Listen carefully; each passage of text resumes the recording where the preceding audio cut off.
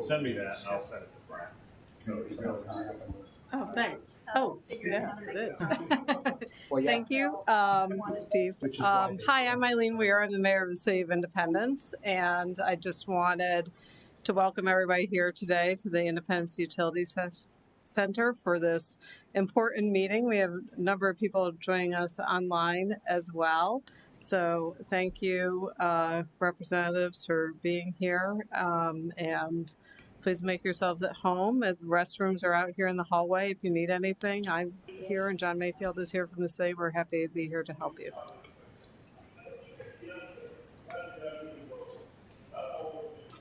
Just want to say thank you, Mayor. Thank you for everybody who's here today, and thank you for those who are joining us online.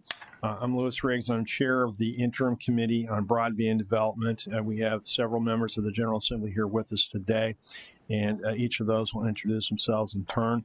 I want to introduce our host today. Will be Representative Wes Rogers from the Kansas City area, Northland. And just want to make sure we got that in there. We're hosting a series of these across the state because what we found out is, as we study broadband, every region has different needs, and everybody's basically at a different level as far as what their responses have been. And post-COVID, we all understand there were glaring gaps in what we do and how we do it. So we're trying to figure out what the best case scenario is for us as both appropriators and policymakers. So we will generate a report as a result of what we do here. I encourage everyone to send what you have in terms of one-pagers, case studies, you name it, we'll read it, we'll incorporate it. But in order for us to make good, rational decisions, we need to be data-driven. In order for us to get at that, we need to see the numbers and the case studies, basically how to analyze what's going on, how we can best prepare ourselves.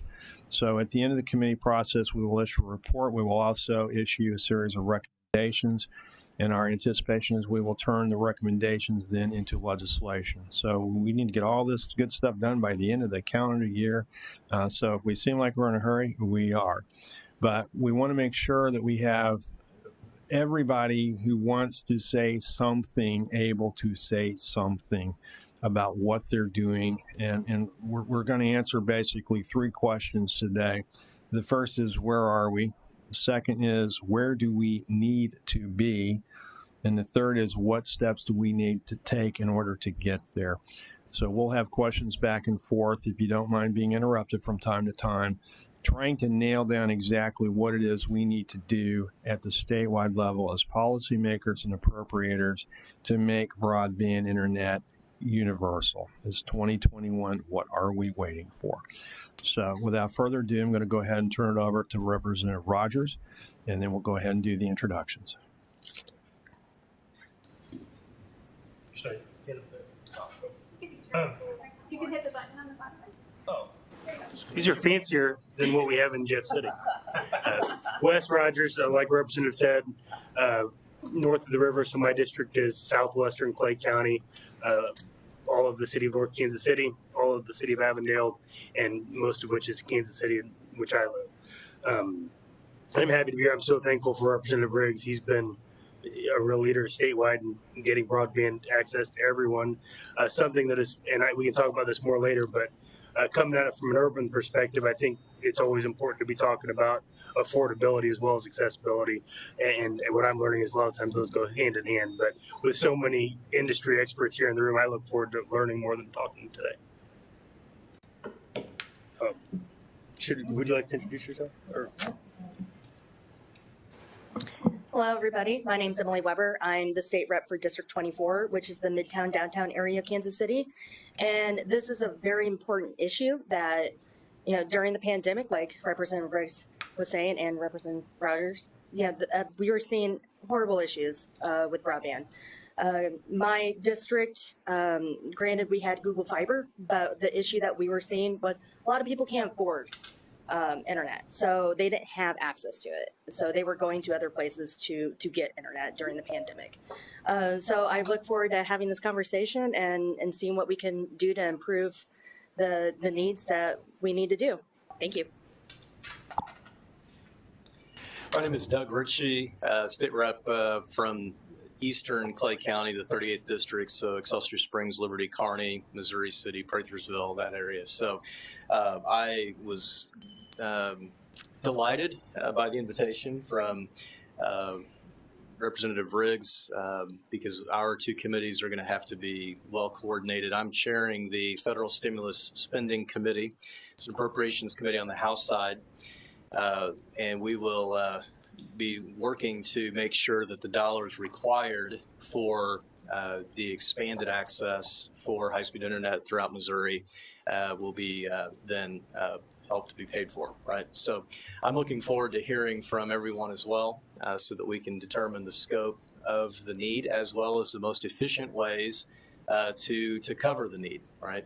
I think sometimes in our world, when we talk broadband, broadband has become a term sort of like Kleenex, right? Are we talking about actual broadband, or are we talking about the term we use for high-speed internet access, which could encompass any number of methodologies? So I definitely, I think that I would probably be consistent with most everyone here. We need to make sure that we're meeting the need in the most efficient and effective way possible, which means we're looking at a lot of different methodologies. But yeah, we're looking forward to that. This last week, when Representative Riggs's committee was meeting, at the very same time, our committee was meeting looking at the complete overhaul of state IT. Because when it comes to interacting with state bureaucracy, anyone that has to engage with the state of Missouri, from individuals to businesses to even utilities, we all find ourselves frustrated because it is so antiquated and siloed off with multiple unique systems that don't communicate well with one another. So it's interesting. We're looking at a very, very exciting time where we're able to take a serious look at covering the state of Missouri with high-speed internet access, as well as providing a more seamless experience for people engaging with bureaucracy when it comes to state IT. So I'm excited to be here. Thank you to the chairman for the invitation, and I will now be quiet.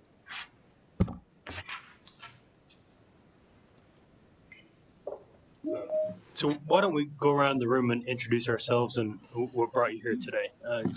Take on you in the front. Can we start with you? Todd Burnage, KC Fiber in North Kansas City. Well, how about we just go this way and then we'll come around and zigzag back. I'm Aaron Wendell. I'm also with KC Fiber and the Kansas City Internet Exchange. Jeremy Higley, the Federal Reserve Bank of Kansas City. Tom Cruson with Comcast. Nicole Jacobson with Comcast. Andy Huckabath, yes, Cruson and Nicole. My name's Kristen Wood. I'm here with Goodwill of Western Missouri and Eastern Kansas. Jody Krantz, Independence EDC. Marlene Nagel, Mid-America Regional Council. Mike Lodewigan, Charter Communications, Spectrum in the Marketplace. Chris Moody with OCTA, the Internet and Television Association. Eileen Weir, Mayor of Independence. Fred Drowning, the Missouri Association of Municipal Utilities. John Mayfield, State of Independence. Just IT staff for the city, so.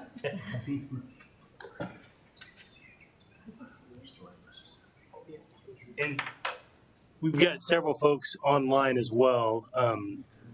And I know it can get tricky on Zoom, not talking over one another, but why don't, if you're here and take a minute to introduce yourself. I see Mike Chambers there. How about you go first? All right, thank you. I am Mike Chambers. I'm the Regional Director of External Affairs for AT&T. I have Northwest Missouri, 32 counties in my territory.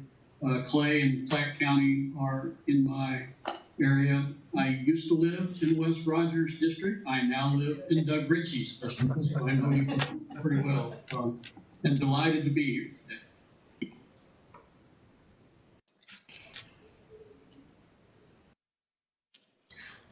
I'll go ahead and jump in. I'm Representative Ashley Ani. I represent the 14th District in the Northland as well. It is the southern part of Platte County all the way up to Tiffany Springs. And I am thrilled to be here with you all today and listen to what everyone has to say.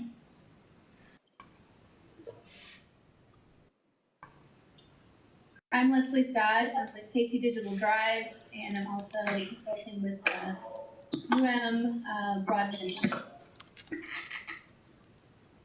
I'm Ann Ames. I'm the new Government Affairs Vice President for Windstream for Nebraska and Missouri. Hi, I'm Tony Lupino. I'm with UMKC and I'm on the steering committee for the UM System statewide broadband initiative. Hello, I'm Madeline Romeus with AT&T. Hi, I'm David Gervin. I'm Connect, formerly at United Electric Cooperative, and yes, enjoying everyone talking about broadband. I'm glad the state's actually, going to listen to everybody and hopefully appropriate the right way, which I know you're always trying to do. Thank you.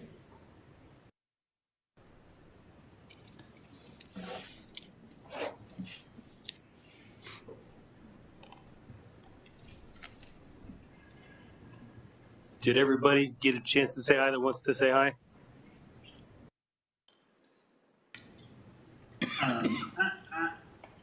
Sorry about that. I'm BJ Tanksley with Missouri Farm Bureau, joining remotely from Jefferson City. Hello, this is Joel Lawson with the Missouri Public Utility Alliance, joining remotely from Columbia, Missouri.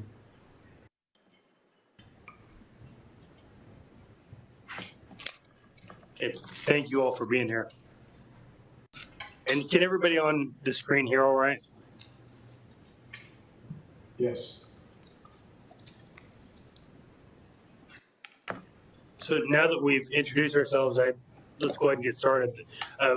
First thing I'll say is that it's amazing that this many people from this many walks of life and this many stakeholders are in one room to do this. And so hopefully if you got something to say it now, because you got a big audience and people are going to be listening to you. And as Representative Riggs said, we're going to put together this report. It's going to go in front of the legislature. And if it's like the other things that Representative Riggs has been in charge of, we're going to get a very clear, concise set of objectives and goals when this gets written up and goes to the rest of the legislature. So if your piece of this is something that you feel it should be in this report, and now is the time to do that. And so speak up. If you have any questions, ask questions, but just know that we are listening and that what you say now could very end up as a recommendation to the whole legislature next year. So that said, we had several questions presented before today, and I'm curious, is there anybody here that just, I think what's going to happen is we're going to end up coming this from a lot of different directions. So is there anybody that just jumps up and says, this is where we should start this very broad conversation?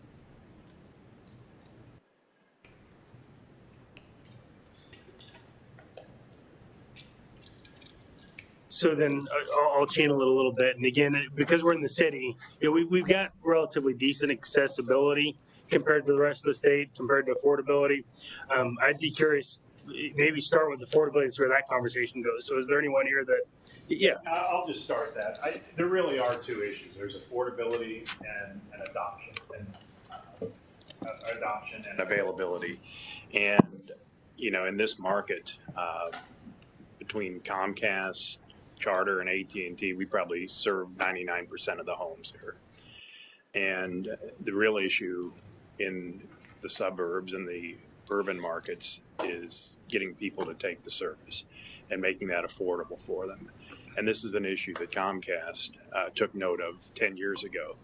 And we started a program called Internet Essentials, where families that qualify for the federal reduced school lunch program can get service for $9.95 a month. And we've since expanded that program. I've got some materials here that I want to leave with everybody. But I think if the state can look at ways to, and this has happened in other states too, where they've taken some of the federal money for broadband that comes down and maybe give it directly to school districts. And then the school districts can create bulk accounts for families in need of this service. And, they send us one bill and that covers all those students. I think that would be something the state should look at, maybe starting a program like that funds students in need. This is Leslie with Casey Digital Drive. So there's a wide variety of federal funding, including the Emergency Connectivity Fund, that's going to do just what was mentioned earlier. We have a program, the Internet Access Support Program, that provides up to $225 in funding for past due balances and $75 a month for 6 months for monthly service. And we work with a lot of people, with about 1,000 folks that we've been helping since just early December. And so there are there's a lot of confusion on behalf of clients sometimes as to what they can get, and there seems to be, I'm assuming, some pressure on the customer service reps to upsell customers. I don't know if there's quotas or whatever, but we're hearing from customers who, for instance, don't know that they have voice service as part of their package, or they don't know that they have a bundle that is not unlimited. And then as their kids have been in remote school, and gone over those caps, they get hit with a big bill, the next month. So I didn't speak up when you said where should we start, but there's a lot of federal funding that's coming out. We have one lonely person in our state broadband office. I feel like there's a ton of opportunities here to connect things together, knit the ecosystem together with all the different aspects of that are broadband, internet access related, any one of the three legs of the stool, and to do that. And I don't know, I'm preaching to the choir here, Representative Riggs, but I do believe that we really do need to expand our broadband office and look at how we can strategically roll out that funding, both as it's coming down to the municipalities directly and as it goes to the state to be doled out depending on the type of funding. So I guess I just propose, looking at this from a more systems perspective. Internet does touch so many things, as we well know. I don't have to bore everybody listing them. So, how do we look at it through that lens?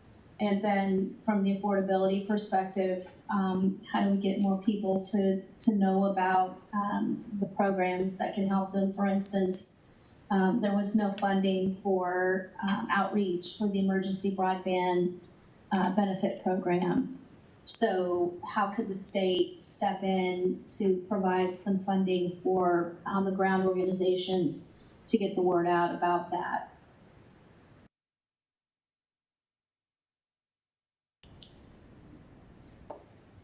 Yeah, go ahead. Tom, just a real quick follow-up on your comments. The program that you guys have operational for those families who would qualify for free reduced lunches, is that correct? Is that okay? What's the funding mechanism for that? Is that through similar to like on cell phone bills, where we're all kind of paying an additional tax, if you will, to help supplement the needs of others, or is there a different funding mechanism? No, it's just the price we offer those families. Okay, so it's driven by Comcast in terms of their willingness to kind of give back. Yep. Okay. All right. We want to have those families connected. In fact, recently we've noticed that one issue is these people may have been customers previously, and maybe they had debt issues, and they weren't able to pay their bill, and they've been disconnected.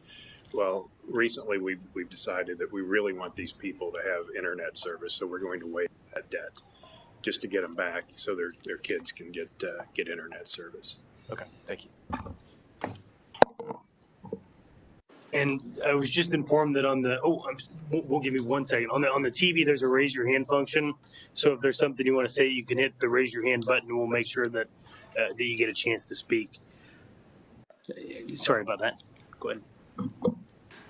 I'm Andy Huckabee, and here at the request of our Comcast friends, I've got a background with chairing the Intergovernmental Advisory for the FCC, being on the Broadband Deployment Advisory for the FCC, and chairing the Information Technology and Communications for the National League of Cities. This is a topic that's very close to my heart, and it's something trying to get broadband out to everyone has been a topic that I've worked on since probably about 2005, so very early adopter on this.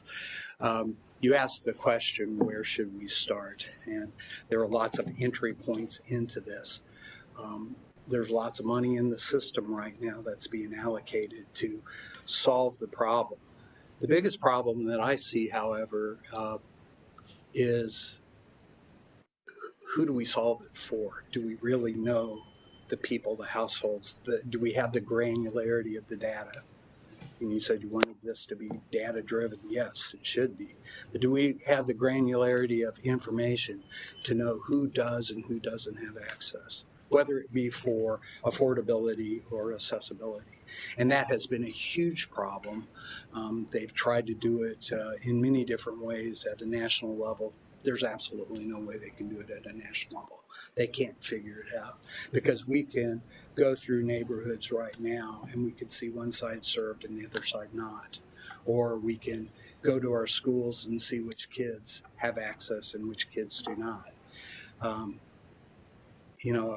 strong recommendation I would have is, let's push down as far as we can the identification of who does and who doesn't have it into our communities, into our schools, into our cities, into our neighborhoods, so that we can really truly understand who does and who doesn't have the data or internet access. And it becomes very clear when you do that. Communities need to step up and own this and say, we know who does and who doesn't have it. But it's a hard problem for them. So when you start moving up to a state level or to a national level, it becomes even more difficult. One of the options and solutions that have the providers around the table and the fiber providers have been doing is, trying to get their lines as close as they can to everybody. And in the cable business, they've done a pretty good job of that over the years because of their agreements with the cities to have the franchise work that they did in the cities. But that doesn't mean that everybody has it.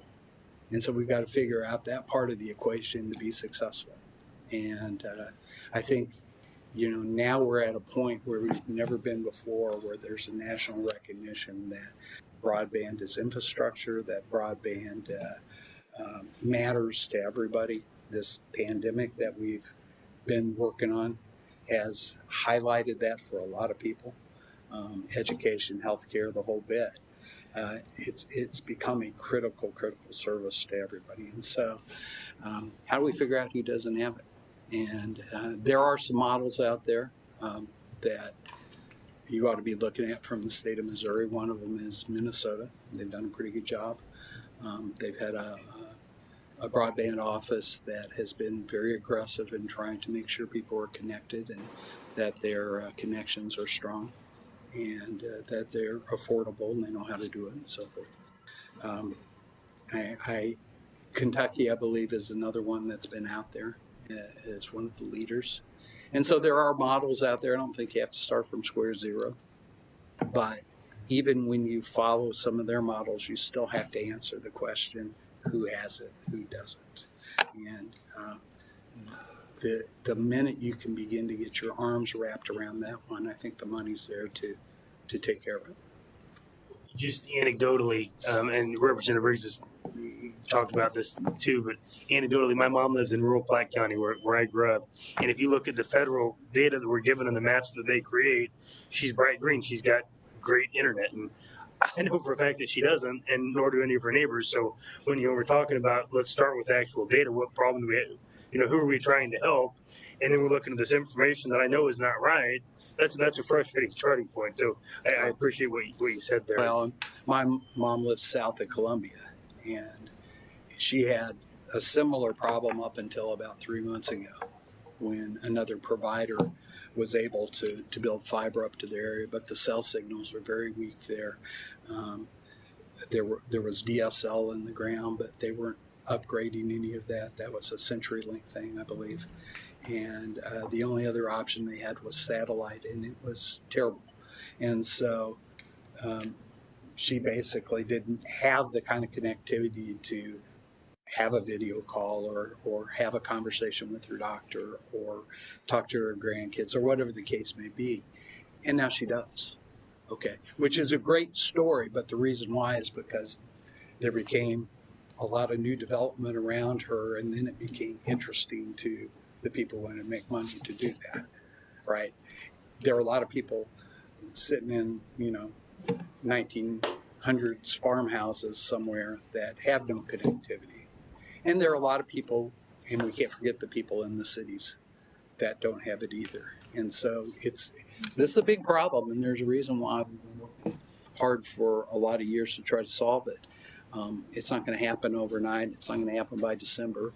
But perhaps you'll have a pathway to go at that point in time that will make this progress better, or this problem better. To your point, we consciously patterned our Missouri program after Minnesota's. Nice. They have an office, not an officer. Mm-hmm. And a lot of what they do is accountability. They're out basically on site, making sure that people are deploying on time, on task. To this point, we have one FTE. To my knowledge, he doesn't have full-time staff. Yeah. So we have spread our broadband director about as thin as he could go. And if we're talking some realistic, big number funding, $250 million is the current ask for the state fund, which is far more user-friendly than anything that the feds have. We're going to need a fully staffed office, so 3 or 4 FTEs as I sit here looking in Doug Ritchie's direction. But that's something as we've gone around, that's a consensus we're hearing a lot of, is we need more availability of folks to do exactly what we're talking about, which is more coordination. And that's something I know. And your card says, Tom, that you also are in Wisconsin. Yes. Last I knew, they were at $500 million for their broadband ads. Is that number still true?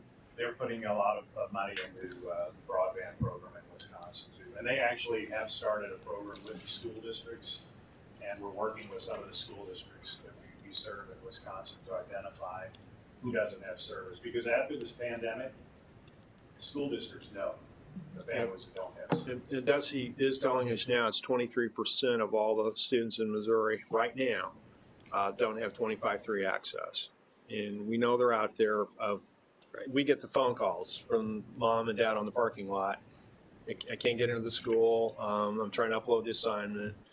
We've got the director of agriculture who has to go to Macon, Missouri to upload vet records at McDonald's off the Wi-Fi hotspot. Mm-hmm. I mean, these stories are everywhere. But we know now with COVID, people are really measuring this stuff in deadly earnest, and the gaps are just glaring. So thank you for Yeah, your well, I'm service. encouraged that you have the broadband office. I will say, I think it's Angie who's leading the Minnesota one now. It was Dana McKenzie who started that.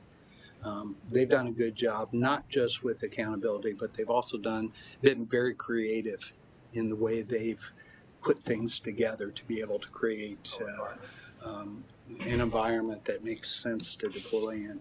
And they've been able to pull the partners to the table and truly make it a partnership. And that's a good way to be. Yeah, their statute actually allows for folks basically to stand up LLCs. So some of the really problem areas geographically, and we have them in Missouri, Southwest. LLCs for one purpose only, which is to deploy basically as a pass-through to get the fiber out, the resources where they need within the state geographically. Very good.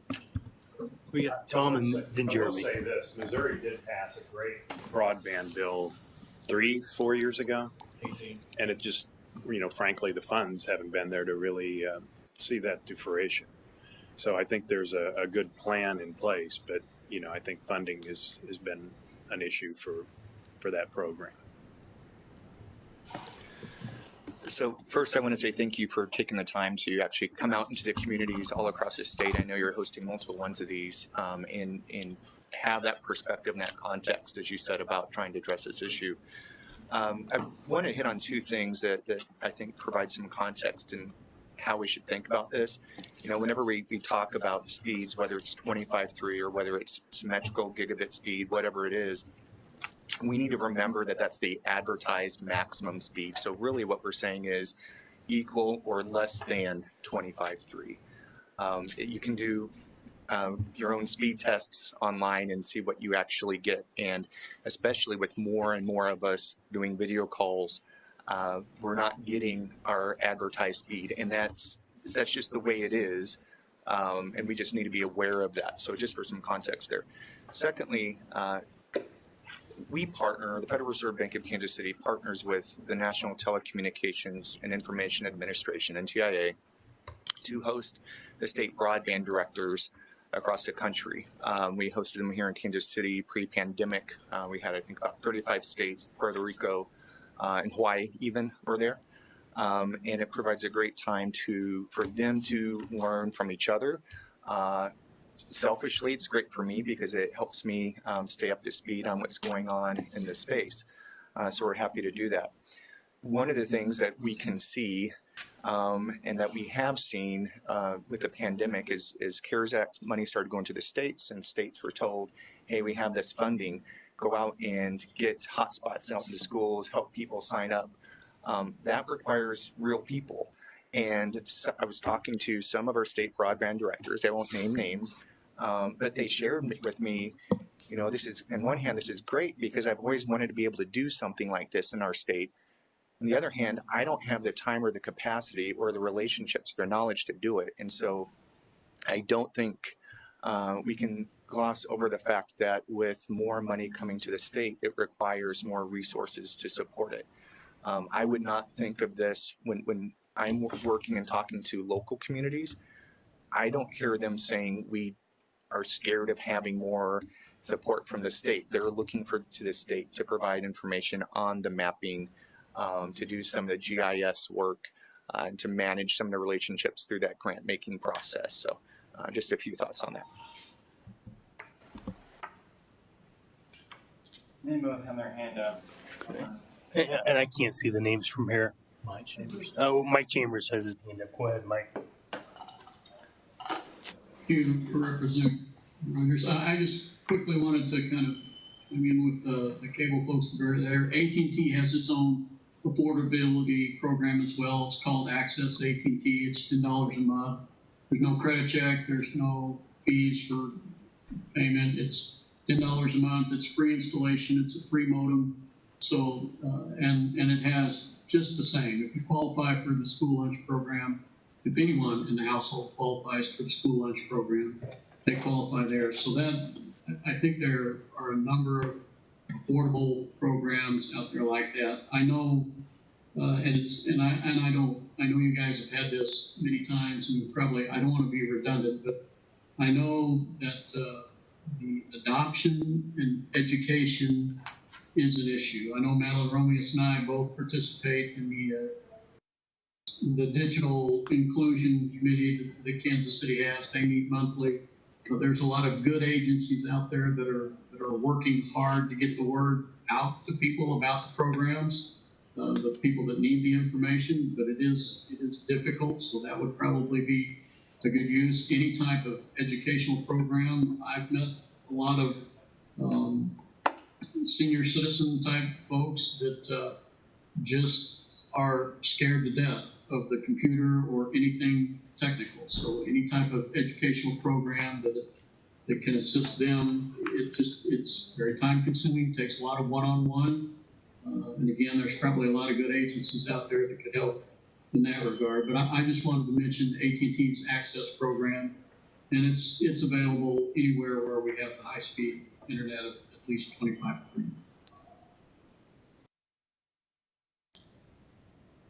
And who else has their hand raised up? Tony Lopino. Oh, Tony, go ahead. Yes, thank you. I wanted to echo and expand a little bit on the theme of we don't really have all the door-to-door information we need. One of my mentors used to talk about when you have a complex problem, make sure you understand the as-is circumstances first. So that's a few things. Part of it is who is really connected.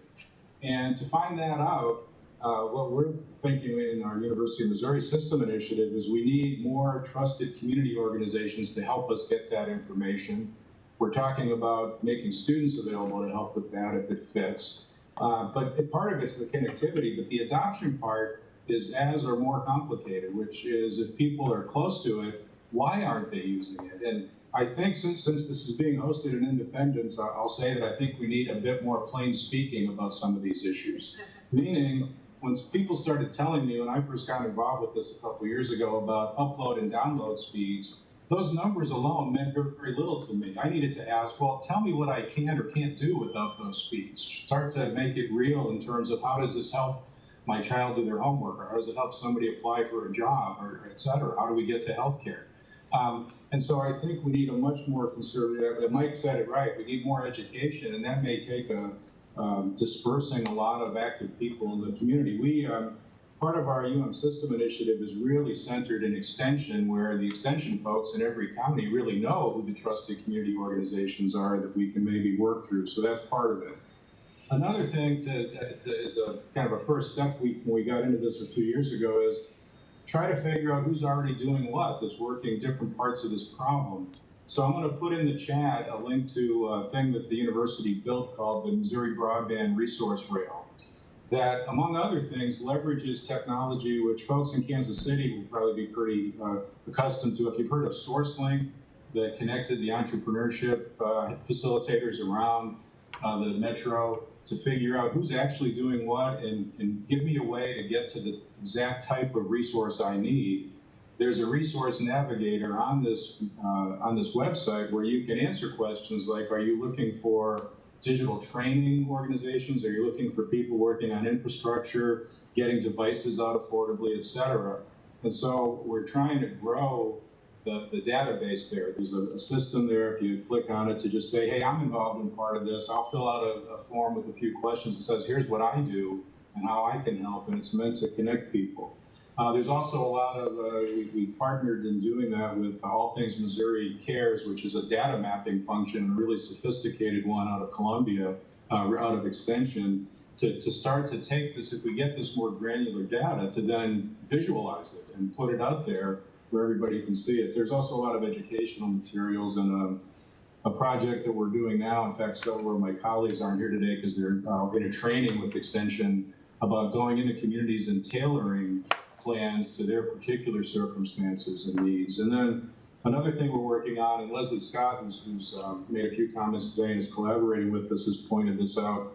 We've seen a lot of programs with funding where it's not really clear if there are nice performance metrics to measure success out there. If we start doing these things, how are we really doing the job with this money? And so the university is working on being helpful with every partner we can find to start figuring out how do we evaluate the success of these programs to make sure we're spending the money wisely. So I would encourage you to take a look at the Missouri Broadband Resource Rail. It's got a lot of assets of a very large team put together.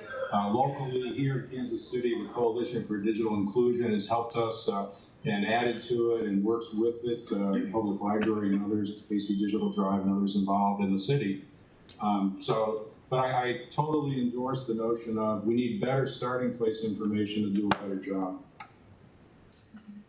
I just wanted to say thank you for your efforts. Also, that we're going to have University of Missouri, Marshall Stewart, in front of the full committee, basically explain a lot of what you've done. But I want to drill down just a little further where we've got you on the line. As far as case studies, you mentioned the trusted partners, Extension in every county in the state. You guys have done some work, Clinton County in this area, Bollinger down in the southeast corner. Case studies, you guys are looking at metrics and basically how deployment goes in different areas of the state. What have you been able to glean from that to this point that you can share with us today? Well, first of all, the educational component we talked about is key to get people to want to support efforts to get broadband in their communities. In Bollinger, they've got a very active broadband committee. They're ready to go, and so it's really there. It's more of a question of figuring out the available resources and coming up with perhaps a private-public partnership that works well. One of the things we've done at UMKC is we studied several public-private partnerships from across the country and taken some notes on that, which we can package up and share to see what worked well. Some of them, and there were different approaches. Some worked through utilities, some did other things, some are municipally owned. It's a long story. So we don't, Representative Briggs, we don't have a recipe that says do it this way. We have more of anecdotes, but we think, pretty good ones that we can take pieces of and maybe put together in a particular community. The digitally connected community guide project that we're working on with Extension that you can see described on the broadband resource rail is meant to draw on all that we've been able to compile and then apply it to a community with the community, have them really apply it with just some facilitation. And that includes, and this is not me, but others on our team, finding the right package of technologies depending on terrain and all kinds of stuff that's beyond my capabilities. So I don't know if that's I wish I could give you a more clear answer, do it this way, but we're not quite there yet. But we've gathered a lot more information than you might suspect. So. Is that helpful? Is that what you're? Yes. Tony, this is Doug Ritchie. Just to follow up on UMKC's effort, related to an earlier comment I made. When you guys are doing these studies and you're talking about broadband, can you define broadband for me when you're talking to these various communities? Are you guys intending to be technically focused on broadband as the methodology, or are you looking at that as more of a catch-all term? Yeah, what we actually have been trying to do, frankly, is avoid the term because it is too mysterious. We've been trying to translate it into, let's start with what you can do with high-speed internet in education, economic development, healthcare, and just sort of quality of life. And then from there, start giving examples of, with these speeds, you can do this, and without these speeds, you can't. And so we try to actually not just broadband. When we say that, people often say, what do you mean? So I think you're on to a good issue. It has to be translated. Broadband or high-speed internet is a tool. It's not an end. Look, right, and I think that for us, for our purposes, especially as we're having conversations, we're all using the term broadband. So I think it's important for me personally to know, when we're using that, are we talking specifically, cable in the ground, or are we talking about other means to arrive at ultimately what I think we're talking about, and that is effective high-speed access. Yeah. Right. Yeah, no, you're absolutely right. And one of the things we found, and there can be some tension in this where there are limited resources, is short-term solutions like Wi-Fi hotspots and longer-term solutions like fiber. And in a given community, if your kids are having trouble doing their homework and they're having to drive to the library parking lot, you might want a short-term solution right now. But to get the full job done, we're going to need multi-year plans that also have to start right now. So that's, I think, as we think these through and we're going into any community, you have to sort of balance that and make sure people are aware that we're trying to work both parts of that problem. And then one additional question. This is more for anyone that wants to respond. Next technologies. So we know that currently, fiber is the thing. You have other methodologies that are currently accessible. But as we're looking at the next 5-10 years down the road, making sure that Missouri is under this tremendous, effective, efficient, and affordable net of high-speed internet access, what does the next technology look like that's on the horizon, and how do we anticipate that? Representative, I think what sort of the trend of the day is fiber to the home and fiber to the premises, if you will, and that's fine. I think that's something we all have to be cognizant of, and if it is doable, I think that's something we should consider. But I think if there's a rub there, and you're seeing it kind of with the conversation with the infrastructure bill in Washington, is how far do you go if there are access issues? Because fiber is expensive. The fiber to the premises is expensive.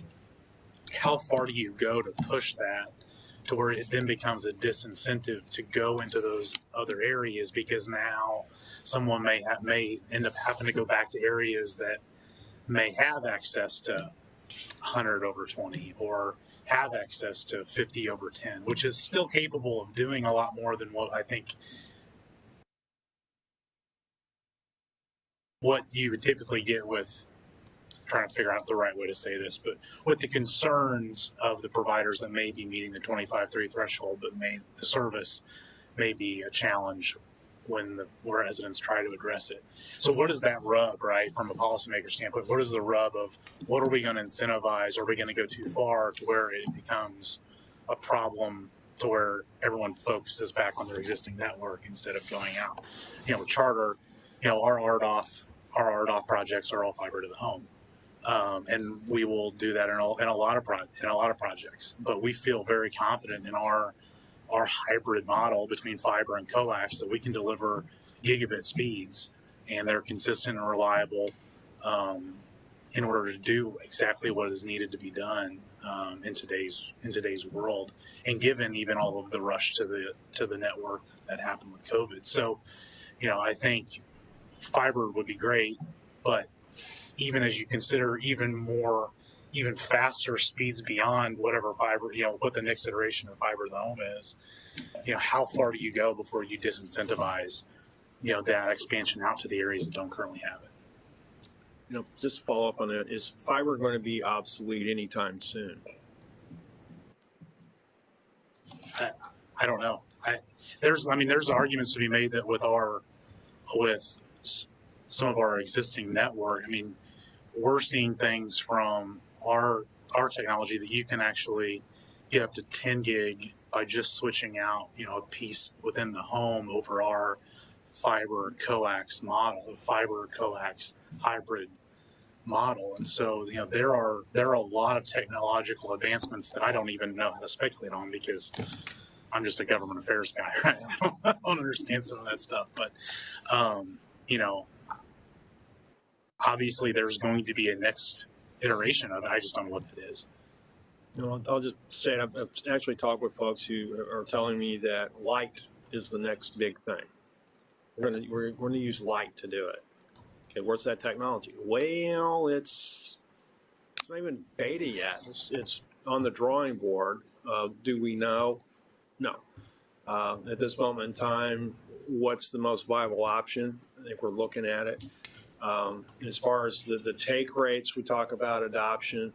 I know of a co-op that is 400 households away from blanketing the entire service area, and they treat it like a political campaign. So we talk about boots on the ground that actually go out, they knock doors like a political campaign. We're coming to your area. Here's what we're doing. Here's what this means to you. They actually explain what high-speed internet means. It's not email. It's not checking the kids on Facebook. It's telemedicine. It's online education. It's working from home. We've had people from St. Louis County come out to this district to my south, to Mark Twain Lake, because they go there on the weekends. They drown worms. Not drowning worms on the weekend anymore. They're drowning worms all week long. Taking the weekend homes, they're putting investments into them. They're becoming their permanent homes. So we're seeing an acceleration, recreational usage, areas like that, where the take rates are approaching 90% or better. And the folks who don't have it are typically older than folks in this room. And the regret is when it's time to sell that house, it won't be able to be sold without that. Also, the thing I hear from county commissioners is once we have fiber to the home, the assessed valuation per parcel increases 5 to 7% automatically. So how do we raise revenue without raising taxes? We add value to the property. And that's something that the fiber at this moment is delivering. So the folks I talked to, basically the future proofing, exactly what you said, the new technologies are increasing the speeds already. talked to one co-op, they switched out twice in the last 12 years to modernize their equipment. 10.1 used to be revolutionary, now it's a dinosaur. So, as folks find these new technologies, they deploy them, we're in a pretty good place. But the whole thing with the satellites beaming down from low space orbit, talk to some folks like, yeah, it's great when there's no rain, there's no cloud cover, and oh, by the way, I didn't park the car in the garage. So I know it's out there. I know it's been talked about. I know the feds are funding some of that. The question is whether or not it's something we need to be doing, to prioritize that as a state. So what's obsolete? How long is it going to take? Do we know? Not as of this moment, we don't. So I'll be quiet now, but it's just something we have taken a look at that. And, folks within the committee, we're all options are on the table. We just want to hear everything that's out there. So thank you.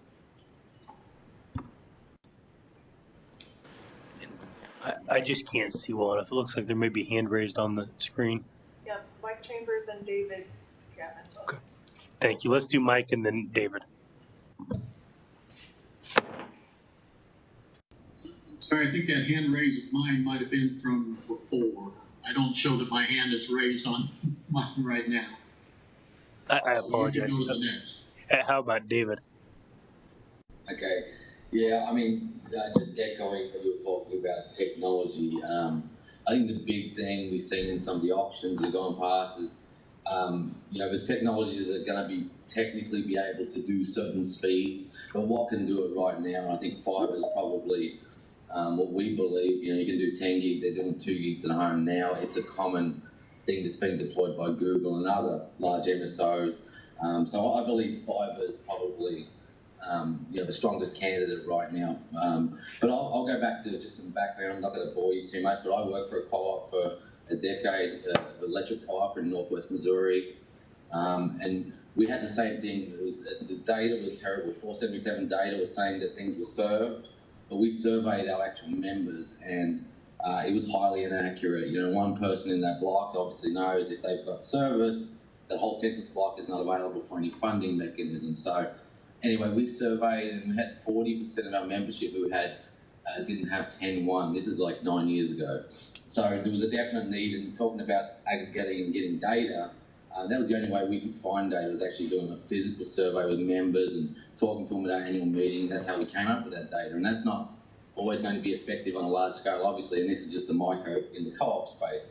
But we built out, 2,500 miles of fibre in the last 7 years. We 100% serve our membership, and we also served 12,000 other people who were in a span distance of our line. So we were the most rural co-op in the state of Missouri. We had 2.4 members a mile, and actually that's 2.4 meters a mile, about 1.7 members a mile. And everybody said it couldn't be done. We got an ARA stimulus grant when Obama was in. That helped it. That obviously didn't pay for it. And we had an approach that we don't want to get money that we have to keep on getting money. This thing has to be sustainable. So I think that's a big crucial part, is we've got to get away from that, lack of a better term, the welfare model. Whoever's going to take it needs to build it and maintain the thing, or stay out of it. And I think I'm somewhat biased, but in a co-op space, Como, us, there's been half a dozen co-ops in the state of Missouri who've been able to successfully build out our lines and do fibre, 100% fibre, and deploy to our membership at 100%. And I think we have a model in place where it's going to sustain itself, and that's obviously good spending by the government. I'm not going to get into the weeds too much, but I work for Connexon now, which we had a big we won in the RDOF fund, and we're continuing to deploy in co-op networks across the country. Stack Osage Valley, we're about to deploy out there. But the thing about it, I think, is accountability is one of the big things I see that's been missing. And you talk to a lot of providers, and this is supposed to be served, and they got money in the CAF auction or RDOF, and they're still not seeing service. So we're getting some data on that to show where 3-4 years in, some of these locations that actually got money in the federal level have got no service still. So I think going back to the data, we need data to know who needs it, but we also need to make people accountable. If they're going to take this money, they better build it, and they better do what they say. Otherwise, we're going to be back in the same hole one more time. I echo the whole thing about what's good enough. We heard a lot of people say, 25.3 is good enough. It's good enough for them, but for rural communities, it's like a have and have nots. It's not good enough. I mean, what we deploy has got to be ubiquitous. If the city has it, the rural folks should as well. Quality of life is not based upon where you live, and so I think there's been a big, bridge built so far, and I think there's a bit of a building spree going on, which is fantastic. But all I kind of argue and echo is that we just sort of whatever people deploy, A, they do it if they're going to receive money, and B, I think you can't back a technology that could do something, or it should be able to do something. It needs to be able to do it, and not be a hypothetical or in a lab or in a best case scenario. You advertise a gig, you should be able to do a gig. So anyway, I'll get off my soapbox. That's all I want to add. I actually do have one question for that. Somebody just texted me on consumer protection. So it sounds like you might be the right person to answer this. If internet's being advertised at a certain speed and it's not being delivered, are there any kind of consumer protections there? Or are they just like, well, it could if it was optimal, but it doesn't here, so there's just the way it is? So there is some mechanisms in some of the funding for RDOF and some other things where if you promise, gigabit, someone gets gigabit, and you do your testing, your automated testing, if you fail that, there are some penalties, but that's so loose, and to speak out of school, providers know how to game that and test a certain way to be able to get the performance. So is there any protections? No, there isn't. It's kind of like an honesty model, really. Best speeds up to, there's about 1 million disclaimers on most people's websites on this is the best case scenario. So I think some accountability there. I worked at IBM for nearly 10 years. I'm a data guy. I think that is one of the most loosely sold products that I've seen, that it could do this, but at the best of times. But what about 8 o'clock at night when everyone's on there? So we as providers, I am a provider. I mean, we need to be held accountable for that. Yeah, just to echo that, during the height of the pandemic, I'm also vice chair of economic development. I started getting phone calls from people in my district in the city of Hannibal who had good internet normally, who didn't, and the kids were out. Asked DED what's going on, and got an email back that 40 to 45% of all the bandwidth out there during business hours, 8 to 5, soaked up by Netflix and YouTube. And nobody saw that coming. So when we talk about speed, peak periods, or what have you, nobody anticipated that. So the whole resilience question, accountability, is something that I think we need to deal with as policymakers as well. So thank you for that.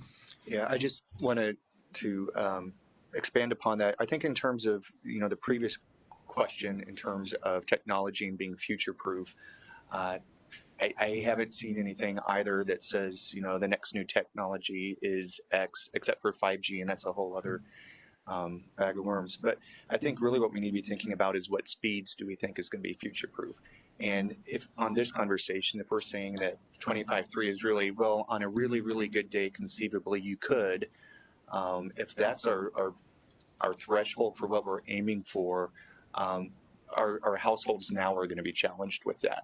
And so I think we need to really think about what speeds we're willing to accept with, especially when we're doling out taxpayer dollars to ensure that that's delivered. I think a second thing in terms of accountability, there are some states that are putting accountability measures into their grant initiatives, their funding initiatives. North Carolina is one that comes to mind. And I could probably find a few others if you're interested, but that is something that once it gets deployed, they go out and they look and make sure that it was built out where they said it was going to be built out.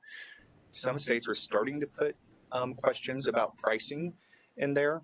Again, if we're using taxpayer dollars and then a network is built out that costs $100 a month at the starting plan, lots of Missouri families won't be able to cover that cost, and we don't have them connected. So, and we did HB 1768 last year enact a clawback provision in statute for the state funds. So there are some accountability measures we've already taken.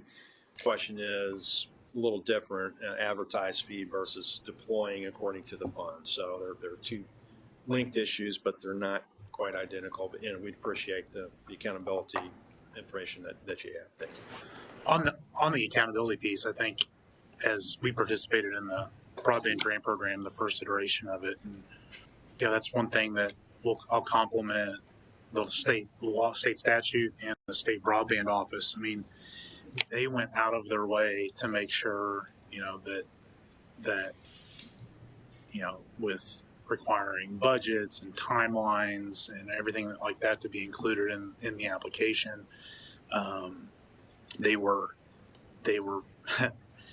Tim was very, very diligent about overbuilding, where, both on the application side to where we were getting questions about projects that we had turned in because they had met some of those issues where it was in a served census block, but the area itself wasn't served. And so there was a threshold as an applicant we needed to get over.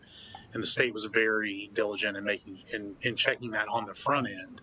And then the very good thing about the state program is there's a very robust challenge piece side to it as well. So, in fact, there was one project that was applied for in an area where we were getting ready to build, and so that challenge process allowed us to say, you don't necessarily need to spend money there.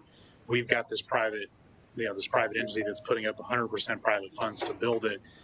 Kind of my point earlier about efficient use of resources, state resources, that freed up money to go elsewhere. And so they've been very, very diligent about that. And we would, obviously encourage that to continue because those protections, when we're trying to focus all of our energy on those unserved areas, any way that you can save money through accessing private capital is going to do that. And so just as a sort of a hat tip to what we already have right now.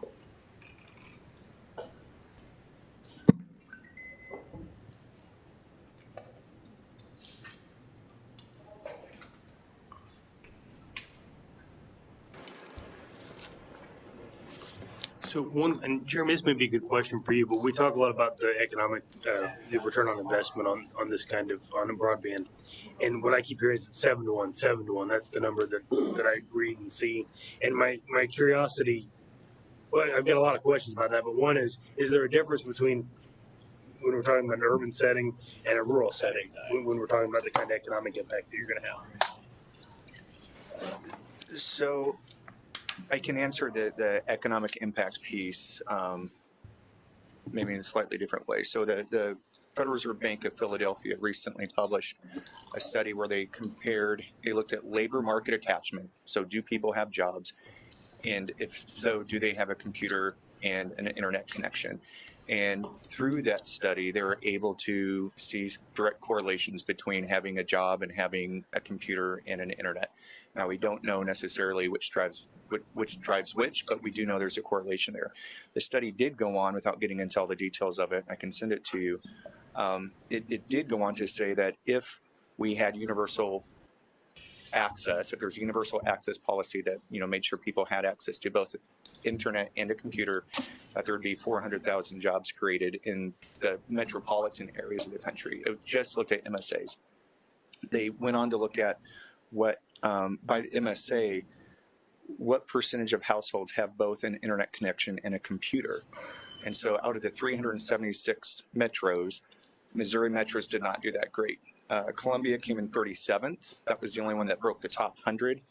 Kansas City and St. Louis were both mid-pack at 138 and 151. St. Joe, Jeff City, Cape Girardeau, Springfield, and Joplin were all 325 or lower on that score of 376 metros. Joplin came in, which is 55% of households having both internet and a computer.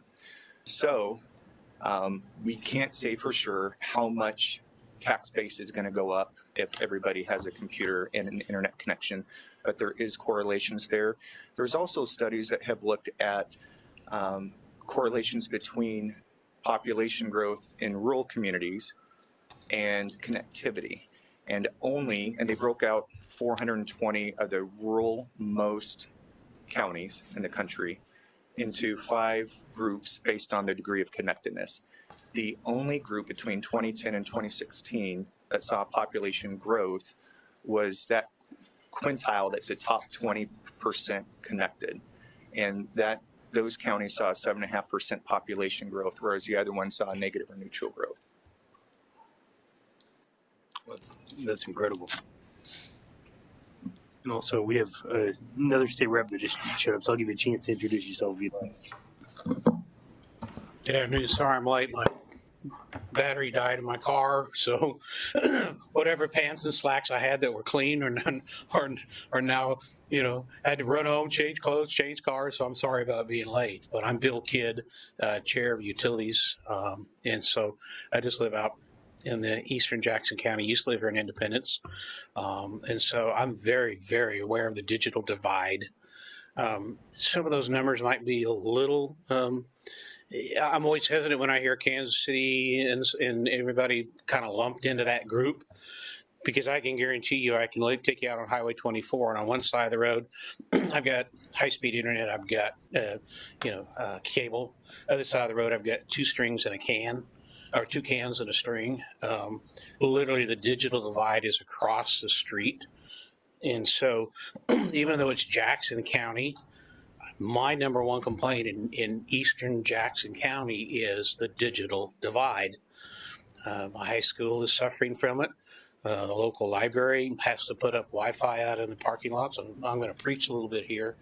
But when everybody says, oh, Kansas City has it, well, maybe that way. But toward the eastern part of the county, it doesn't. And so I get real nervous when people say, well, Jackson County, won't qualify or already has the resources. That is not true. Parts of Jackson County do, but I would say if you're in anything outside of the city limits, good luck. And that's not an indictment of providers. There's just not enough density there to make it practical. So your response about jobs goes well beyond just the Kansas City area. It goes farther into eastern Jackson County, into Lafayette County, where we are stagnated. There's just not access there. My son's an insurance adjuster. I'm preaching now, folks. He gave me the mic. My son's an insurance adjuster. Okay. Good luck on some of those times when he has to download big files and lots of pictures. It can't do his job, or it takes twice as long, or he has to wait till 2 o'clock in the morning. And so you're looking at an economic impact, but there's more than just an economic impact to that. There's a lifestyle impact. There's a family impact to that whole deal. There's the ability to attract a new job. Let's say he's going to change companies, and they say, what kind of internet do you have? Well, technically on my contract, it says up to 10 megabits. In reality, if he gets 1 on a good day, then that's where it is. So no offense to the numbers, we want to make sure that when we look at those numbers that we are geographically looking at literally across the street from one another. And I'll give the mic back, maybe.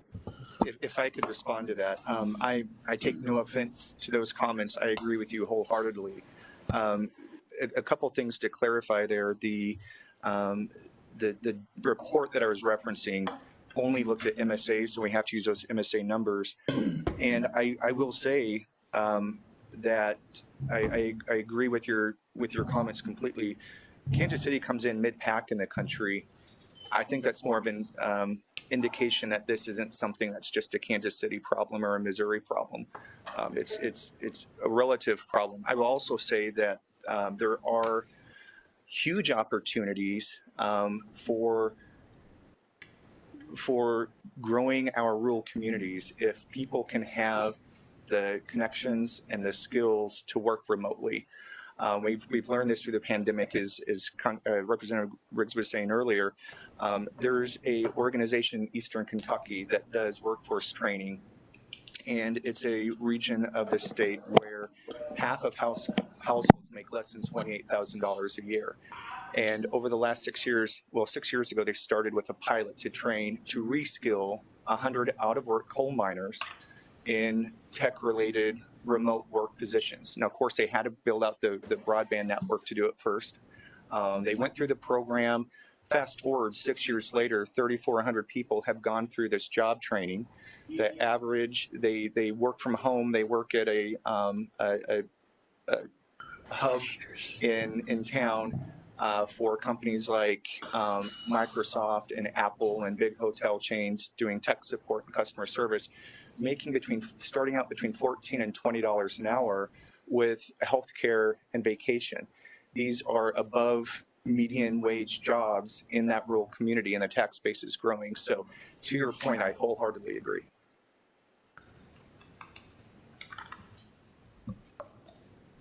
We're about halfway done, so how about we take about a 10-minute break and get a chance to use the restroom and get a drink.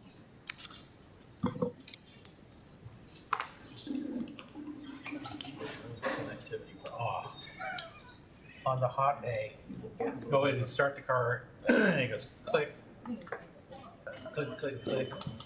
And so I'm in the parking lot, and like, oh, now what do I do?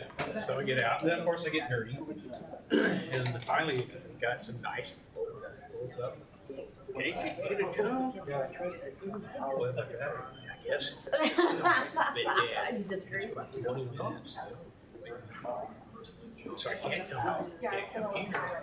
How are you? Good. She is the Goodwill office. Run those change cards. March Good morning. 31st. Yeah, or So something like that.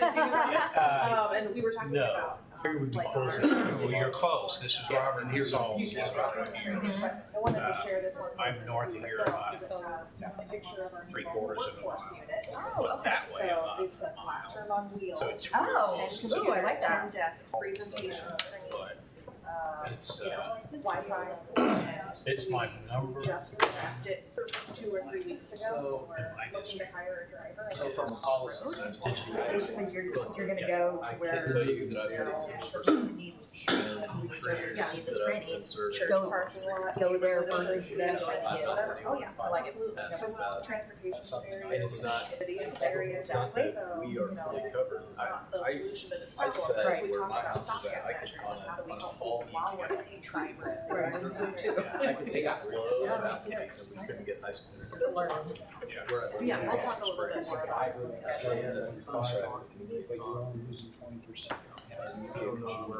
share lease or whatever. There's not percent people come to an area decision that wasn't 80%. I've actually got an executive when it comes to selling. People are already setting contracts. We couldn't get that. I've been in the house for 16 years. Is it all Fort Township? Yeah. You mentioned before that topic was fun. Yeah. This is a publication that we put out in 2019, so it's pre-pandemic, so the numbers are a little off, but we wrote this to be a primer for elected officials that were wanting to make a difference in the district. She also learned about litigation and healthcare and all kinds of other technical things. So it just helps frame the topic. And then we also have some research that I can send you, or that I referenced on, from the Philadelphia Fed on the labor market. So But you, how do you define computer when you do these studies? Because I know the younger population, they don't even have computers, they just have, they'll have technology questions. Did that qualify as a computer? So typically laptops, desktops, tablets. So yes, recognizing there are limitations with trying to use a mouse or a keyboard and trying to type on it. But sort of like So Yeah. The big thing is the, smartphone. It's better than nothing, but I would hate to try to do homework or apply for a job. You're not, certainly not gonna file your taxes on it. No. I mean, the one thing that I hear. Well, you guys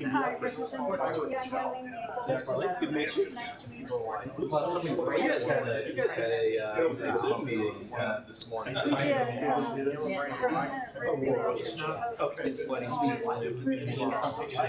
Yeah. That's enough fiber.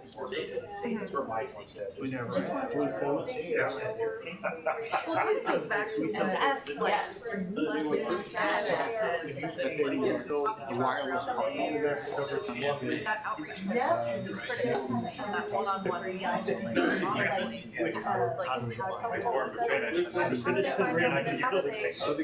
the skills self-sufficient using it going forward. Yeah, and I think it's unfortunate because everyone has questions. Most of those questions aren't answered yet because we're even ourselves waiting for the final guidance from the feds, right? Comment period just closed after the 16th. They'll find out. They haven't issued their final guidance, which is never truly final because we're still getting adjustments like yours too, right? So, but yeah, it's What's the point? it's one of those things. We have a lot of needs. Some of those needs are qualified. Some won't. We have with in many cases unprecedented amounts of money. But we also have this stewardship component to those dollars belong to us. No, you're good. Right? So I mean, what do we do to make sure that those dollars are spent as possible? So the same thing.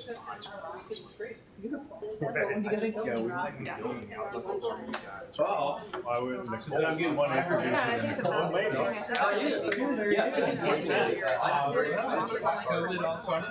Looks like you beat it. In this vehicle. Yeah, but certainly, they don't give any warning, it's just boom. Had conversations with Molly. Area, like piecemealing, like this foundation grant here, like this, When you guys, and I'm sure you already have it, kind of listening to like these priorities that Mark has identified.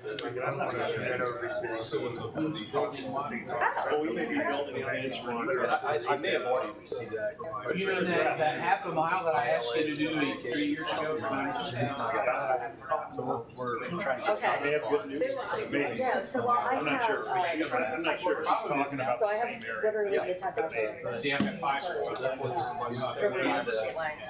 Okay, is it us? So I have, exactly. And I didn't So, but this is there, when I something bought the for- house, I was just like, they just put it in, this is something and that I got I know is ESL. especially Properties down. Spruce, Oh, that's not. which I. So I get 80. Spruce Yeah, and I get 80 something before. else, He said, try to. They have issues also with. On a national level. It's supposed to be 2020, that's when they did it. There's a lot to talk about. They are investment. Yeah, in the rules, they're still going. Right now, where we're at, this is part of the plan where I was asking something. Right now, It's like, Was, what's the marriage? So they put it What? together. Yes. Okay, I like it. The state remnants over in that area is not here. Oh, I'm sure that they are. And St. Louis has some similar For my team. but I would want to. Yeah, I'll reach out. I know they have in a lot of areas. That's all my Maybe they attend the town hall and maybe put together. Their goodwill. About broadband internet, I can't remember what it's about, but it's something along those lines. Sure. So I know so it might be hard to reach out, And it was very spotty. but definitely, Yeah, no, I'll definitely reach out. We can't do any better for And send information. Socket came in. Every goodwill organization is autonomous and runs. So raise our money. She's been pretty well. Okay. Not sure exactly all the different programs that they're providing, but Very nice to meet you. it's our pleasure. we were talking, Bill used to do that. Also give 100 minutes. Yeah, that's awesome. Way. Okay. Yeah. Far enough out Right. where there wasn't much density. Right. Yes. Me. So we think it's. I was getting ready. Like, how you read this? But with some new Root beer get locked down. Yeah, it's like, oh, great, now I can. Tell me where you're looking at. So we're looking at from that route 24, like, one is this Mills area. Okay. So That's it's not very dense. Okay. About 7 business commercial. And then you could get them. Let's have the conversation. I couldn't find that out. I think we're getting, those are at least your constituents. Yeah. It sounds like your area. As you go up Blue Hills goes up the curves a little bit, and it branches off. All right, I like it. I like it. Please let me know if there's anything I can do to help. You go to Oh, you can. I'm not saying it. Okay, nice meeting you. Yeah. Hi. School agreement about, well, they can't actually provide differential, lots of suburbs here. And really what you like I do. but it's expensive, money nevertheless. It is. I don't remember. But it's other things as well, so it's really really easier to understand. So there are a lot of that whole little string. I'm gonna say something No, I will, excited about the things that we're doing.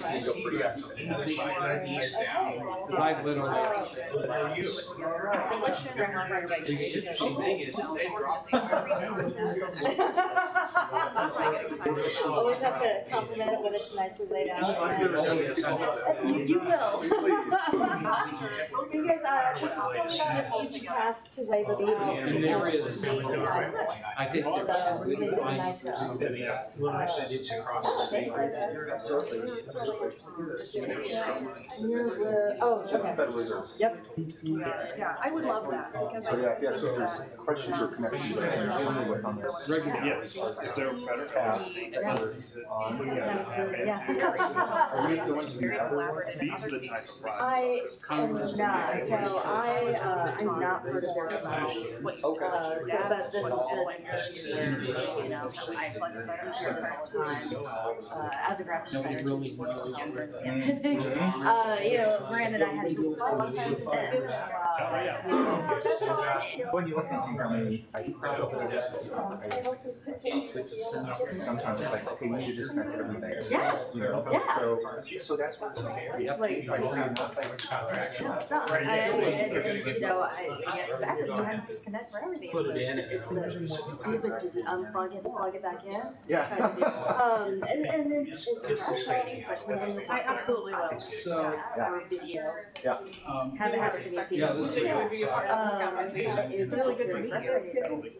The calls I got Has done a better job. Correct, but they never. So if they come to you could eliminate a lot. There are lots of dangers, whatever the question is on the second floor. Exactly. So technically, they should maybe 10 but it's just, it's not. The old adage, They're not necessarily giving you discount rates. every time you have. And so, why not do? I would say the only thing, Maybe that much.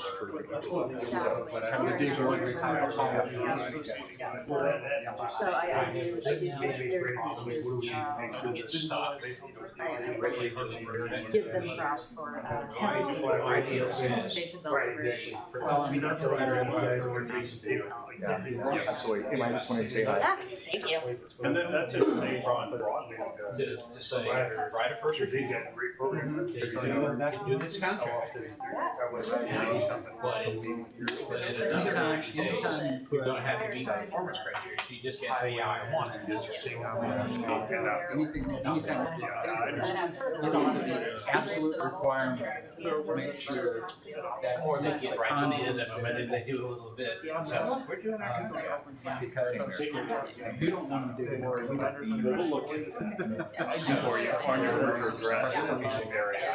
Yeah, it's not, I know, or you just not be. Yeah, just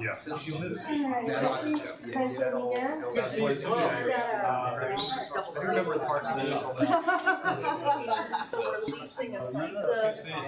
Have a great rest of the start of the week. Oh, God, yeah. And it adds extra cost. The other look here, which is kind of interesting to say, is the mayor. Lots of states are concerned with having Started out and people leaving the car. Thank you so much. Oh, you're kidding. That's so good. That's great, because that's very mission aligned. Yeah.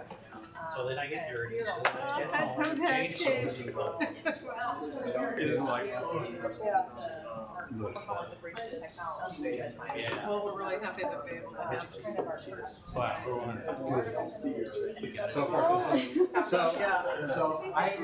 was on a panel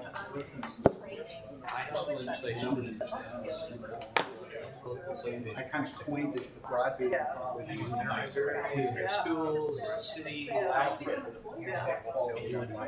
public liberation contract. Get it done? Yep.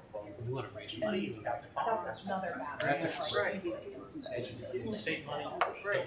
follow up. So you all heard this stuff. Have you seen? But it's important. Good to see you, man. I got it. How are you? Hi, how are you? Andy, how do you- Emily Weber, nice to meet you. It's a pleasure. Absolutely, yeah, thank you for coming in. No, I'm just hoping to have some. Oh, okay. Oh, very nice. I've got some. Everybody's like that. Yeah, there's a number of these You got over my something life. else. You got nothing else to do. Right? I've been working to, It was nice meeting you.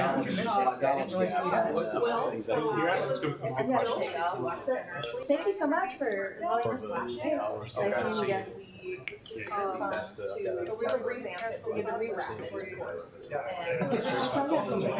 Thank you guys so much for being here.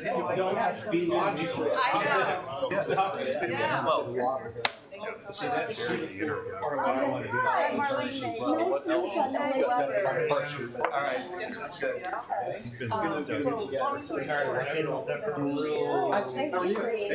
I have some wire to NACO,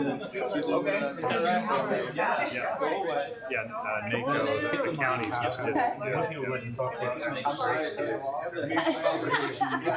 Many years. Provider county. Last week, Then coverage of 11 states. What do they need to get the word out? I mean, yeah, our franchises. What's the economic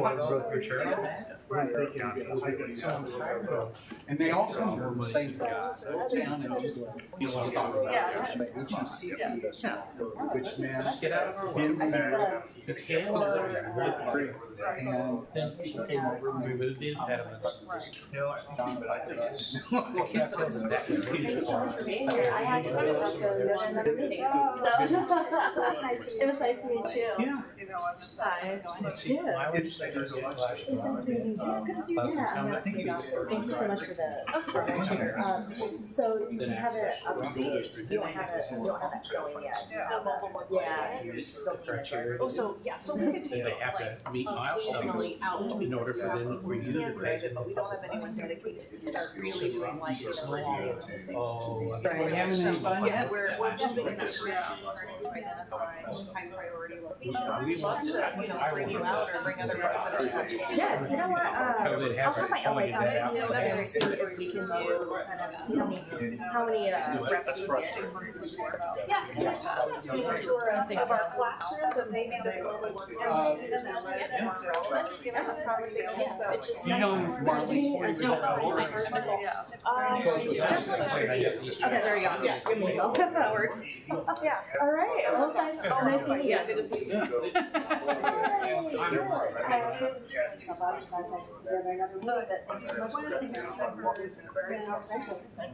Interesting. Right? No raises. I tell everyone, this is 1930s, we're all that.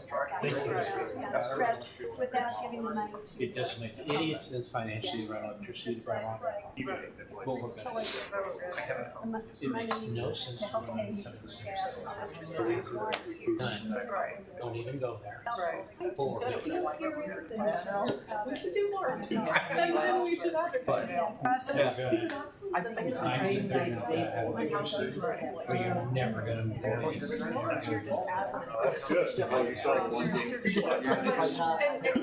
So like every 10-minute meeting, I think we took 20. So let's go ahead and get started. Yeah, so same thing. Yeah. So I need your input on because I want to get into it. It's literally just our wholesale. I will be happy to give my input as well. I thought you might. So it just has to be in one of our service suppliers. So I think there's three topics of conversation that I would like to have before we call it a day. One is, when we're expanding broadband and the providers are building and getting it to more people, what can the state do to either get out of your way or to make your life easier? The second piece is digital navigators. What do we need to do to make sure that people know about the resources that they have? And then the third piece is the interplay between the not-for-profits who are trying to provide internet and the service providers who are offering pretty good deals to people who need it. And then we'll wrap up with a catch-all to make sure everything that we needed to discuss, we got a chance to do so. So the first question, I talked to some of the providers at the break, is, make ready. What can the state do to be to help you be proactive in that way? And I know there's some talk that Missouri is more expensive because we've got more rock and so on and so forth. So I'll just open it up and see where that goes. So I'll start off with this. So there would be an opportunity to do a joint trench. To do joint trench where we could all go in at once. That would be very, very helpful. The rock is beautiful here. However, it's very expensive to build. So if there's an opportunity where we could all go in at one time and split the cost, it would be more cost effective for all of the providers. And I would make the recommendation to go underground, mainly just because it's more consistent. You think about a Missouri ice storm, those poles go down. It stinks. And when you want your internet more than ever, so you can see the weather and see what's going on, is in those tough weather times. And so I just, if there's any kind of benefit to going underground versus the pole attachments, would be really great. I think the other piece when you're looking at that's important of note, at least for us, we make decisions on a national level of where we're going to go out and build. And so when I mentioned to you in the sign conversation, it's 3 times more expensive for us to build in Missouri versus Minnesota because they do joint trench in Minnesota. And here we haven't quite figured that out yet, to be frank.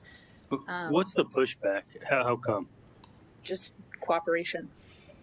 Quite frankly, it's cooperation to get it done. Builders will do it by development. But as far as cities or utilities, there's been nothing, to my knowledge, that we've been able to break through. And we've been having conversations, and to be honest with you, I'm not sure what the holdup is more than that. But if there's something facilitated by the state to push for something like that, would be really great, because then you're lowering the price, you're evening the playing field, regardless of location to build, that it's the same price or closer to the same price as other parts of the country. So when you have bigger companies, it doesn't make sense for me that Minnesota should get more builds than Missouri should, because those are real discussions that happen in our camp, right? We talked about that second floor conversation. If we had something where it would help even that playing field and pull down some of that cost for all of us, then we can get more build done.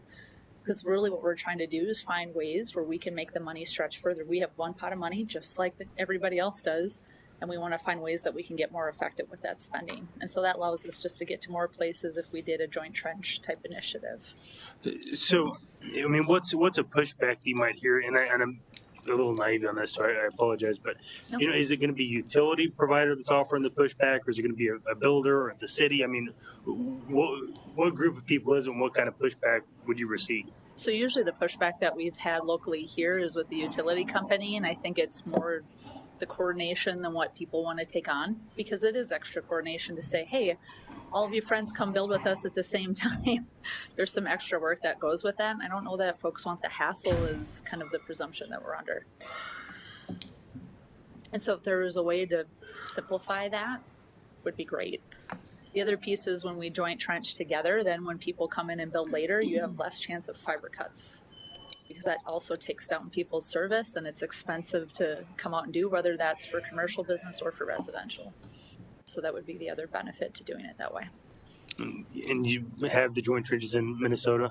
Yeah, Minnesota's joint trench. Is there something that's statutory that allows that to be smoother, or is it just something where it's just the best practice and they're used to doing it? Yeah, I don't handle Minnesota, so I'm not sure, but I suspect there must be some sort of mandatory notification of all providers. I would assume.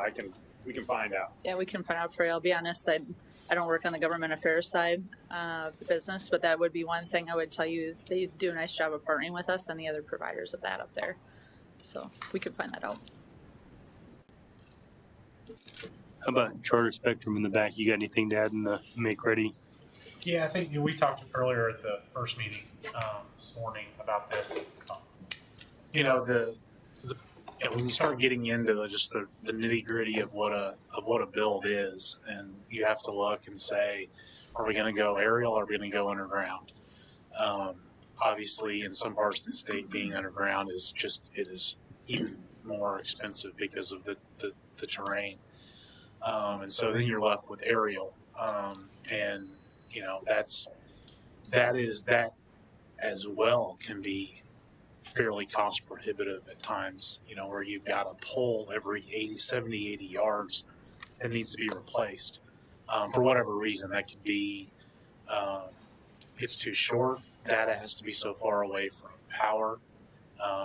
There could be issues about just number of connections. The pole can't, it's got, the capacity for 4 connections, and the 5th attacher comes to it and says, well, there's a new pole that's needed. You get into issues there between that new attacher and the pole owner, because the way that it typically works is that new attacher is paying for the entire cost of the pole. And they don't ultimately end up owning it. It's the former owner that owns it still. And so that becomes a challenge to work through at times. When we come to a pole that needs to be replaced, it's about $10,000 is what we will budget on a project. And so I know I had a state rep from Jefferson County approach me about getting service to an area, and it was a 5-mile build, and 3.5 of it was going to be aerial, and we were going to have to replace every single one of the poles along the way. And so it was going to take, for it to make anywhere close to financial sense to build, it was going to take a customer contribution of $500,000 in order to build. I mean, it's just, given the how undense the area was and how far it was, and the terrain that we had to go over. So, when you start actually getting into some of these things about what are we going to fund, what are we not going to fund, that's one that issue between pole attachment or pole replacement, those situations can go smoothly at times. Other times they can't.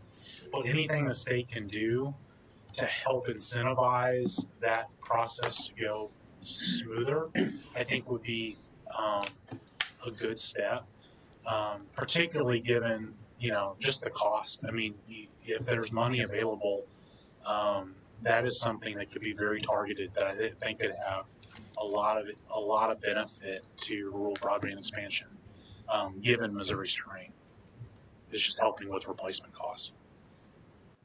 It has the benefit of helping broadband. It has the benefit of getting new poles to the utilities as well. It really could be a win-win. What about private-public partnerships?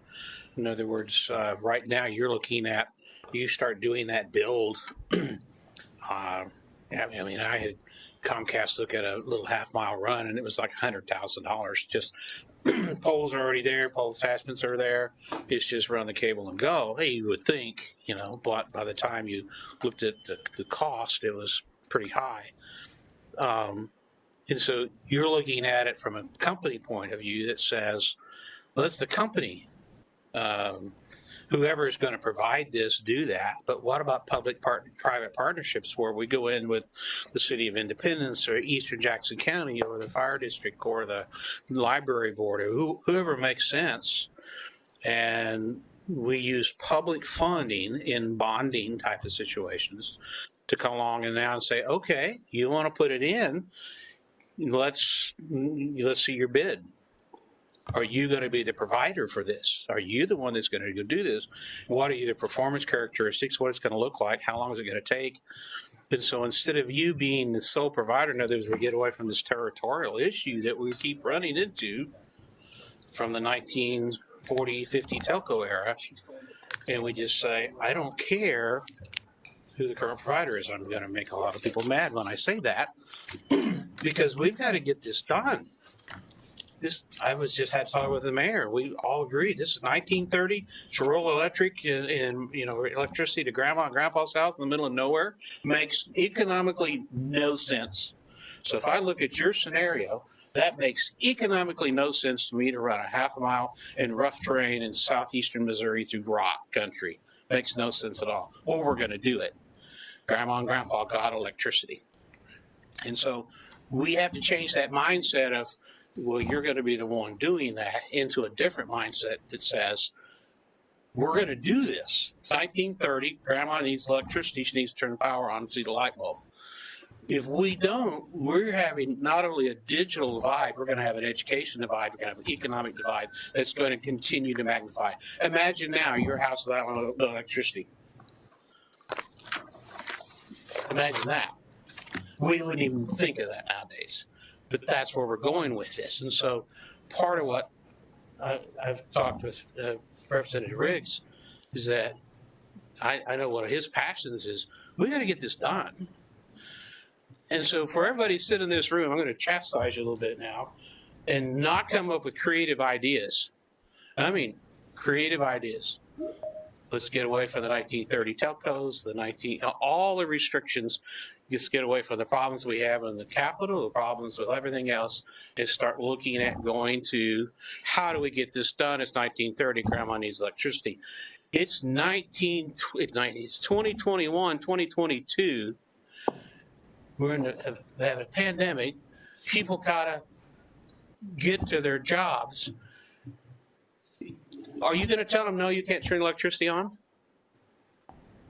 So I'm not going to chastise you a little bit, but I'm trying to just emphasize that if we sit here and if I know him, I know he's going to drive it like mad, okay, which is good. That if we don't think out of the box about this, then I know I know him especially, we're going to leave you behind. We're going to try at least to go around you and to do it because grandma needs electricity. I can't be more passionate about that. I'm preaching again, I'm sorry. But I see this every day in the lives of people. I can't imagine my grandma not having electricity. I can't imagine my grandkids not getting on the internet. Okay. Same thing. It's economically biased and wrong. And we've got to overcome that. Now, unfortunately, we need feds. We need lots of fed. But in the meantime, think out of the box. That's what I'm asking. I know that's what he's asking. Think out of the box. A caveat to your point of getting people there, if we could make it easier for us to go in together, it would also be more affordable because you'd have more competition. Yeah, he and I have talked about, we don't care. Private-public partnerships, multiple partnerships. Maybe you take a section. Maybe your company takes a section. A fire district, a library district. I don't know, Unionville. Who knows what it's going to take in Unionville? Totally different than Independence. I just saw her numbers. Amazing numbers. There's no reason $75 million at a 4 or 5 year return on investment. That shouldn't happen. Other than the fact that we're in the way. And we got to get everybody out of the way. If you start changing the mindset from, we wouldn't do this to grandma in 1930. Don't do it to your grandkids or your kids now or your future generation of kids. it's going to impact them in ways we've never thought of. Sorry, I'll pass the plate here in a little bit. Have the microphone. I just want to. Now I got it. You want to? Yeah, can I have two or three? All right. And I didn't mean to speak for you, but I guess our internet connection isn't very good here. So let me just share a little bit of what Representative Kidd is referencing. As I mentioned in our meeting earlier today, the Independence Chamber of Commerce took this on as an initiative to investigate what it would take to provide municipal broadband to all of our customers that are in IPL territory. And this is just one report from one consultant. This isn't, but it just gives a little bit of a snapshot.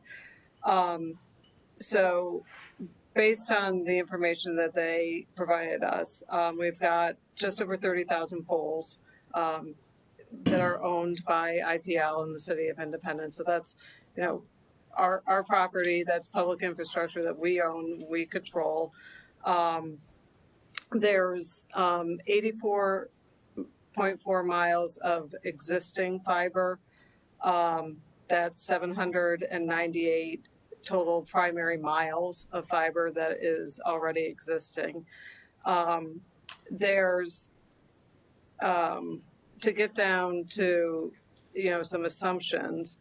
If we were assuming a loan rate of 3% over 30 years, with a take rate of 30%, those are some of the things that we're looking at.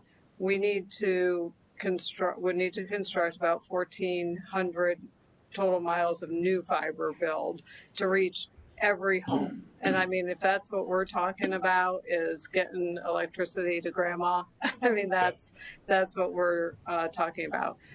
This would predicts about 36 months of construction.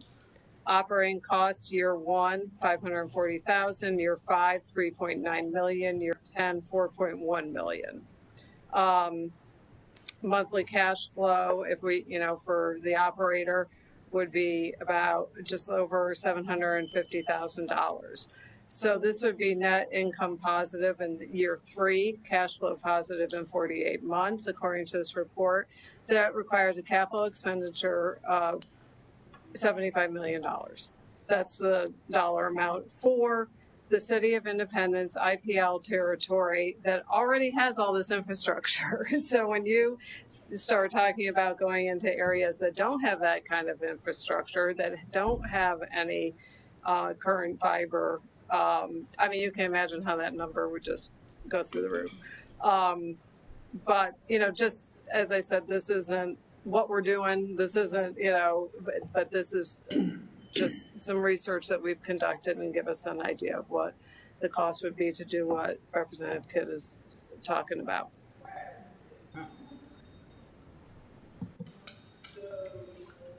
You got 75 million?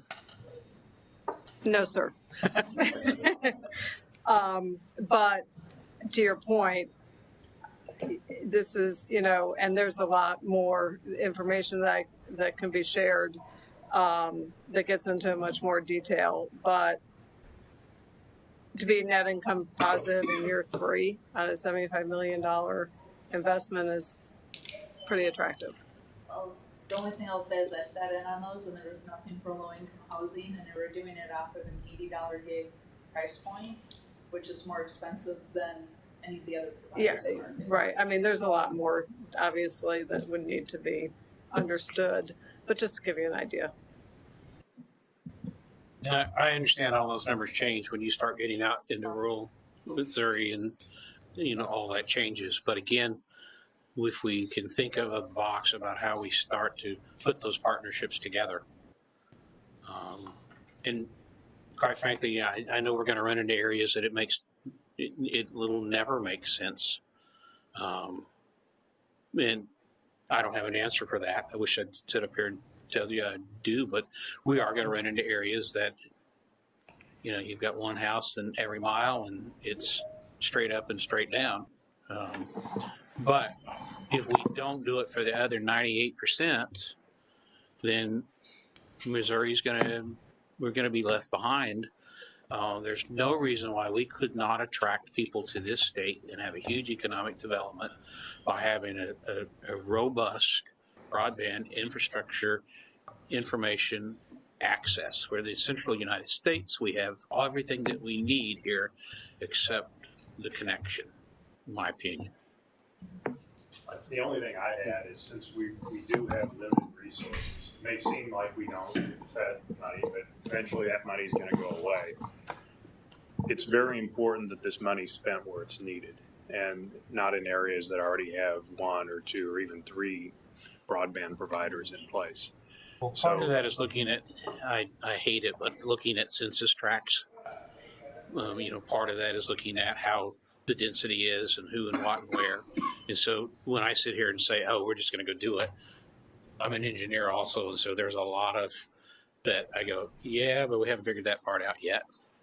Well, Missouri actually in statute already, they have a great challenge provision that addresses that. So, right. As I said earlier, that what was passed 4 years ago is really, it's a bill that I've shared with other states because I really think it is the gold standard when it comes to, how this broadband issue should be addressed at a statewide level. My frustration, but it hasn't been funded. My problem, I was just going to say, my frustration is funding and then what I call selective funding. If you're not the one selected to read the funding, that funding doesn't exist for you. And so we get caught up in this selective funding. Now, I realize that in the practicality, we have to have priorities about how we're going to roll this out and where and what. But I want us out of the way so that if the mayor comes out with his great idea to do this, why are we in her way of going out and bonding or raising funding in whatever way that she can raise or combining? Why do we restrict that? Why do we restrict her ability to do business in a meaningful way that makes business sense and doesn't care about Democrat, Republican, second floor, fourth floor, Senate, don't care. If it makes sense to go get $75 million and they can do it in a private-public partnership, or she can do it in bonding or whatever, please do. I'm sorry. I guess I'm fairly new to this industry, but I'm not aware of any restrictions that would prevent them from doing that. I believe there are. There's some private-public partnership stuff. The city of Springfield is doing that very thing. So I guess I'm just not familiar with what the restrictions are because there are cities that have already done that. As far as I know, there are some restrictions. What I'm wanting to remove is that it's not just a city, it's any taxing entity. So libraries, fire, I don't care. So it's just not if Independence needs to go with Fort Osage Fire Protection District, it needs to go with Mid-Continent Public Library, taking all those restrictions away about how and what. And if they need to combine that with federal money or grants or state money or private money even. Yeah, I think that's kind of to our conversation earlier. It's the most important conversation is what the best use of the state's resources are. I mean, we've got a great broadband grant program that targets money to areas that don't have access.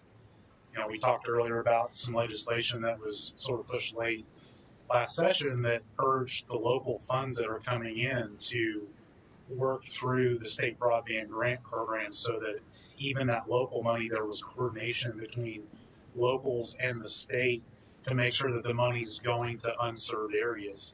The census block is I think something that is outdated, and that's why working with the state broadband grant program as a template, there are ways around that to where you can target it to areas. We talked about earlier about they're very diligent about making sure the areas are not served. Those are things that I think are important, and if we could figure out a way to just help coordinate, kind of this idea of coordination earlier, I think that's one of the things that we're doing. We were, there are a number of counties out there that are looking at, RFPs to try to serve unserved areas. I don't know that they feel fully confident in what they're doing because this is all new with them. And so creating that dialogue between the states so that they can say, we want to spend money on broadband, but we want to make sure it matters. How do we get it to the areas that don't have it? Where do I start? Having that resource to them, I think, could be really helpful. And I think for the state's purposes, it really helps you target that money to areas that need it the most in order to get that access out as far as we can. And then all of these other conversations, the adoption and the education stuff, we need to be doing that going along, but we can't forget that there are those areas that just, I've sat in a meeting with one city, and they're talking through some things that they may want to do internally, and there are people showing up complaining about, well, I've got gigabit service, but it goes out every once in a while, and then I go to Bollinger County and I meet with that task force that's looking at broadband, and those people would give 2 arms and a leg to have internet service that goes out once a month, because they don't have anything.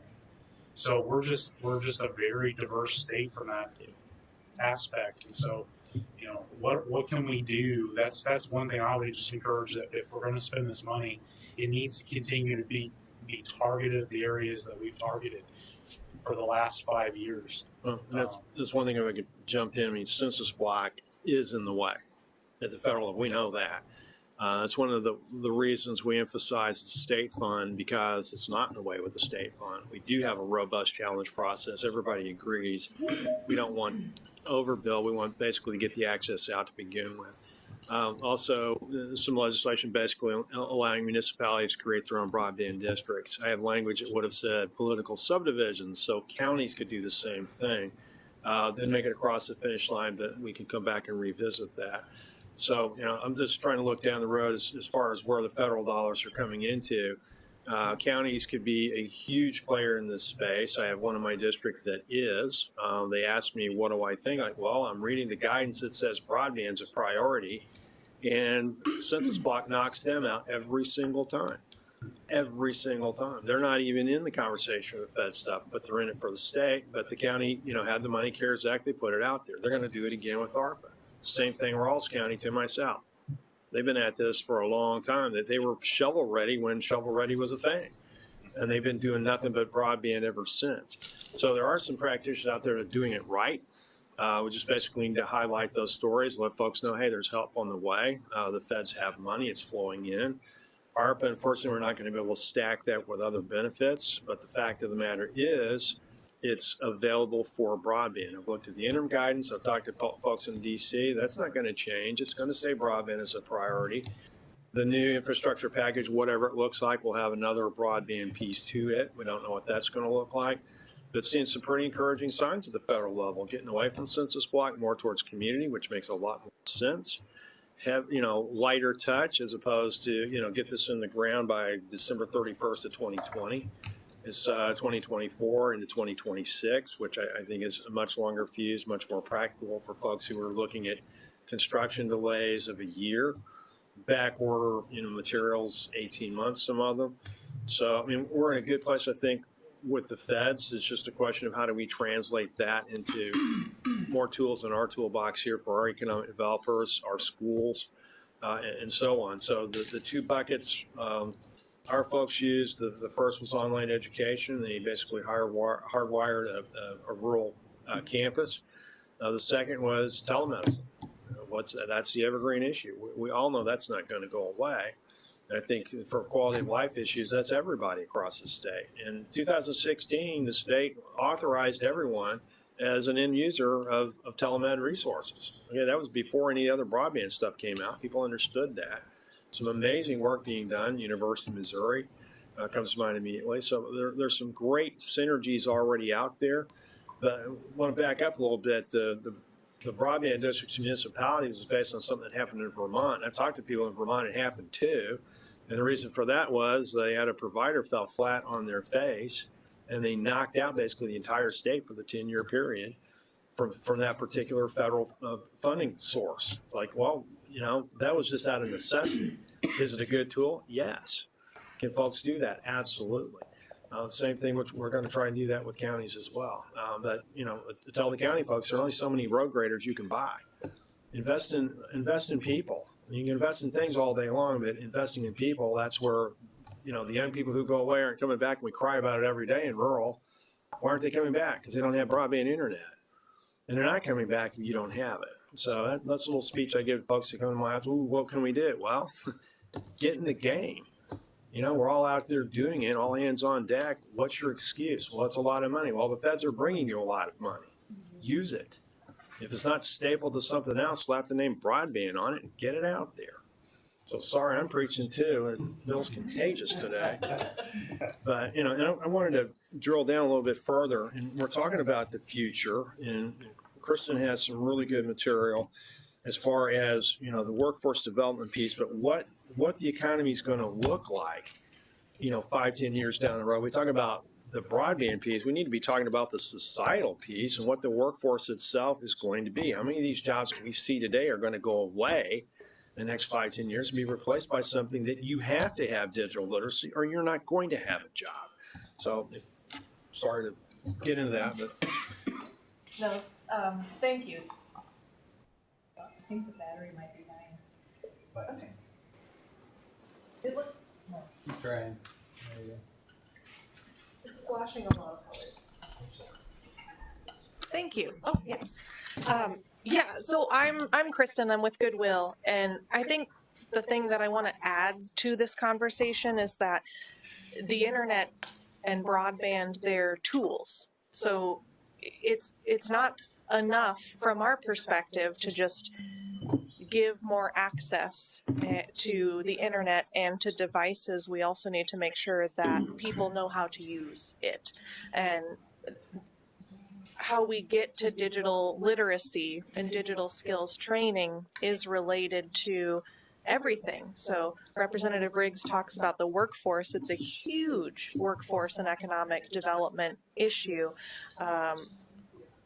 With the pandemic in particular, people are demanding to work remotely.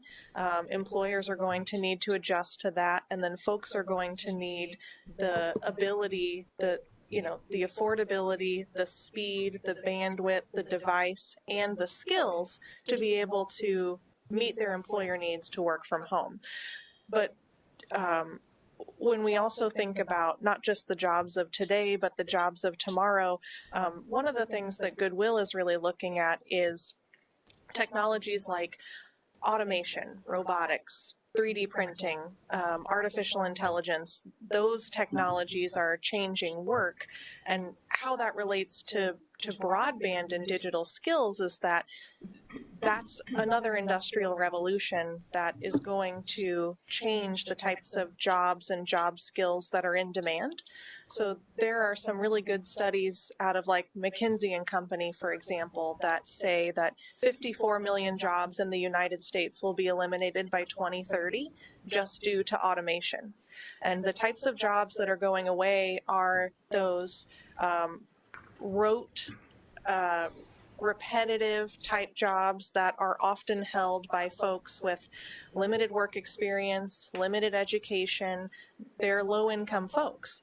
And these individuals need an opportunity to upskill, and where they need to upskill is digital literacy, so that they can have the ability to transition to a job of the future rather than becoming unemployed. So that's just one piece, but I think that even in the status quo, access and digital skills are really important. So some of the data that we have shows that about 82% of what's considered middle skill jobs, that requires a baseline of digital literacy. So if you don't have experience and knowledge in how to use a device, and I'm not talking about like a certificate in CompTIA. You know, do you know what a mouse is? Do you know how to open a Word document? Basic digital skills. If you don't have that, you're locked out of jobs that can support you and your family.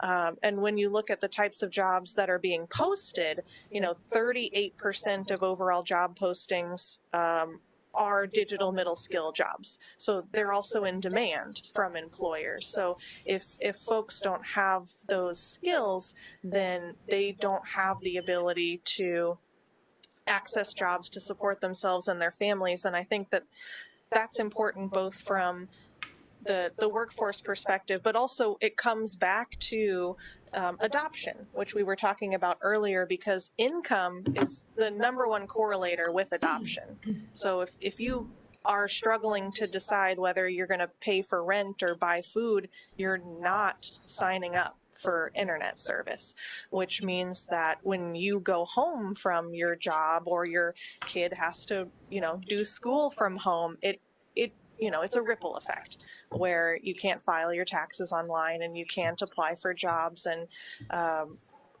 so I think that just from the workforce perspective, it's a big deal to look at access, certainly, but also the skills that folks need, whether they're working in their home or going into the office. We need to build in training as we also build in additional access and additional speed so that folks know what to do with the tools that we'll be providing them with these funds.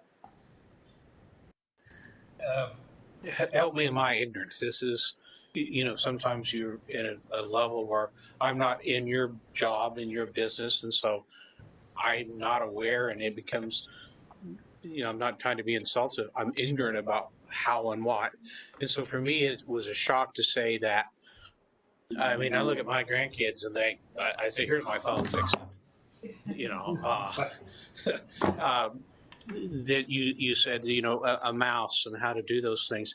I'm curious, is coming out of high school right now, that's not a absolutely primary skill, would be computer literacy. And so I'm, you know, ignorant and shocked about that. Secondly, community college. I know I've talked to a lot of our community college here because it's, I'm a big supporter of driving education to the edge. And so I have a hard time understanding, only because I'm not where you are and I haven't seen it, that in 8 years' time that we are going to still be in a situation where someone is not computer operational literate. And help me understand that, because right now you can't do anything that I'm hardly aware of that you don't require some kind of access either on your phone or, and so I'm having a hard time correlating that. I see us taking and doing community college education, training, and all those other things. High school, VOTEC, I'd say VOTEC, I'm a VOTEC graduate, so whatever they call that now. Those kind of skills are integrating into that. And so I'm having a difficult time correlating 8 years from now that we're still where you said, and no offense. No, not at all. I'm just not educated in that. Yeah, so I think Goodwill serves individuals who are underemployed, unemployed. They're typically adults. So the common person who's coming to us for support in earning and keeping employment is not a college graduate. They probably don't have a high school diploma or GED at all. And a lot of the folks that we're serving are between 45 and 65, so they didn't grow up with the digital devices. So we're trying to upskill a generation that didn't grow up with the internet or computers at all, but there are 5 generations in the workforce. So I think that it's important to look at and level the playing field for all the folks that want to contribute to jobs and earn a paycheck and support themselves and their families. And a lot of folks are at risk of becoming unemployable or having their position eliminated if they don't have the opportunity to upskill. And so I think that there's just different populations that are impacted than others. I would also say that not everyone has the same access to a phone in general. So, you can hand your grandkids a phone, but some people don't have a phone at all.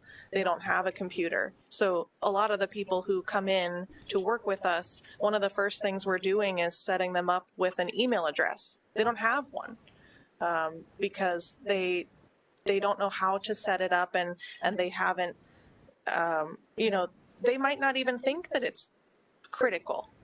Would you see part of this as an auxiliary to the build out, the physical build out, that we also then take a percent of that or a piece of that over onto the social side and say, this is where we need now?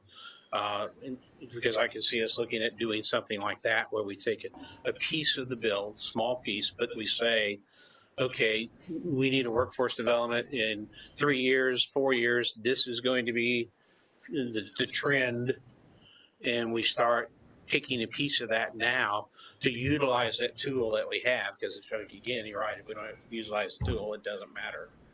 Yes. So would you see this all coupled together then as an integrated deal, not just physical hardband, broadband build out, but the Absolutely. whole integration into all that?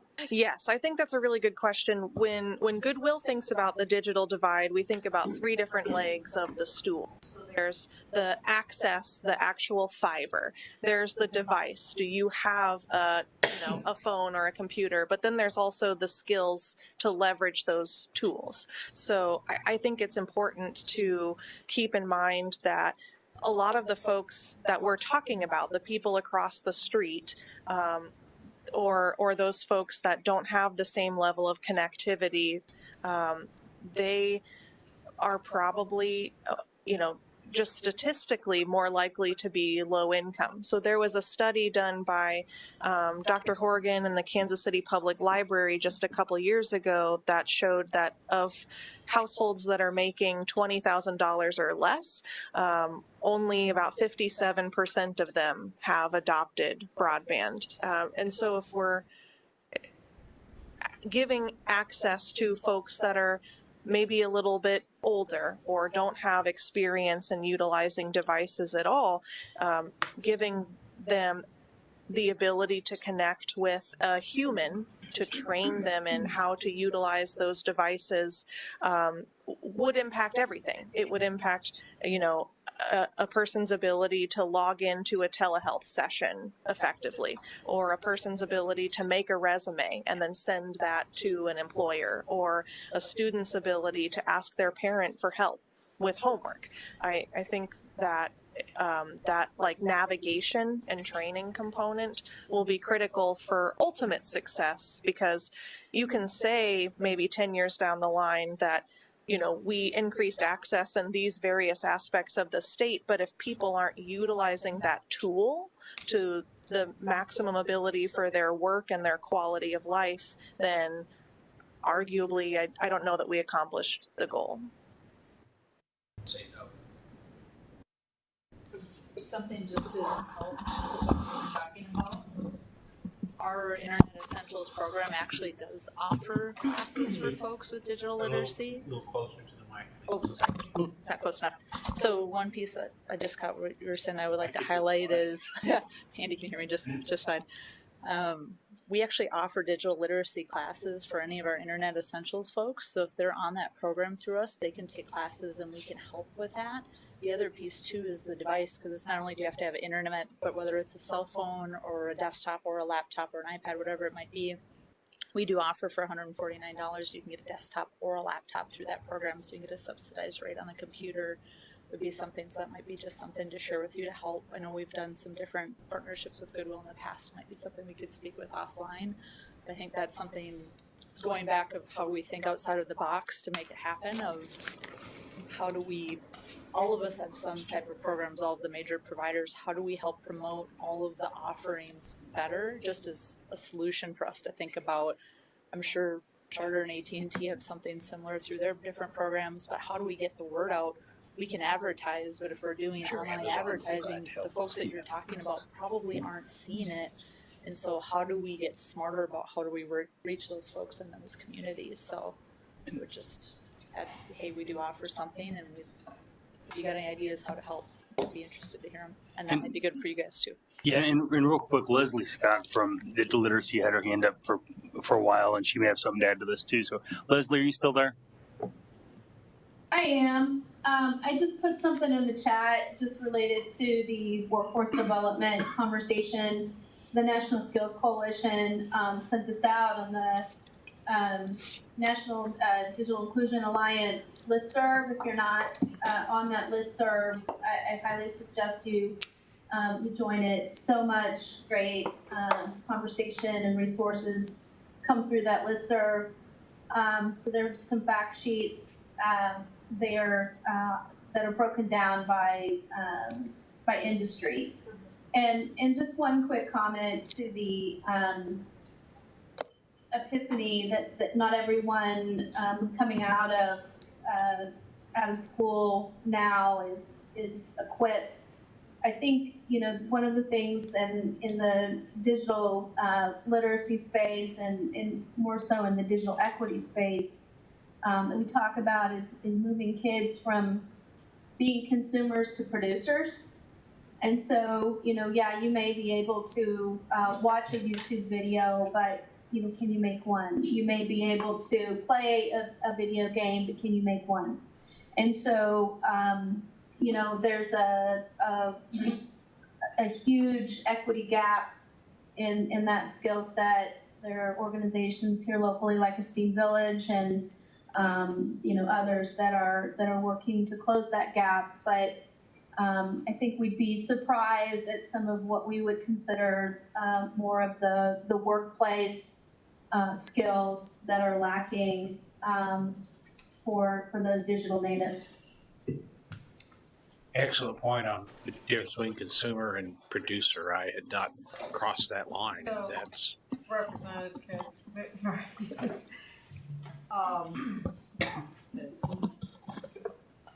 you, I know, have been to William Chrisman High School and seen the facility that they have to teach kids about being producers and not consumers. I don't want to speak for the Independent School District and their academies and their pathways, what you're going to. but 'Cause I they're don't good. have They're information currently, but that's very low enrollment in that program, surprisingly.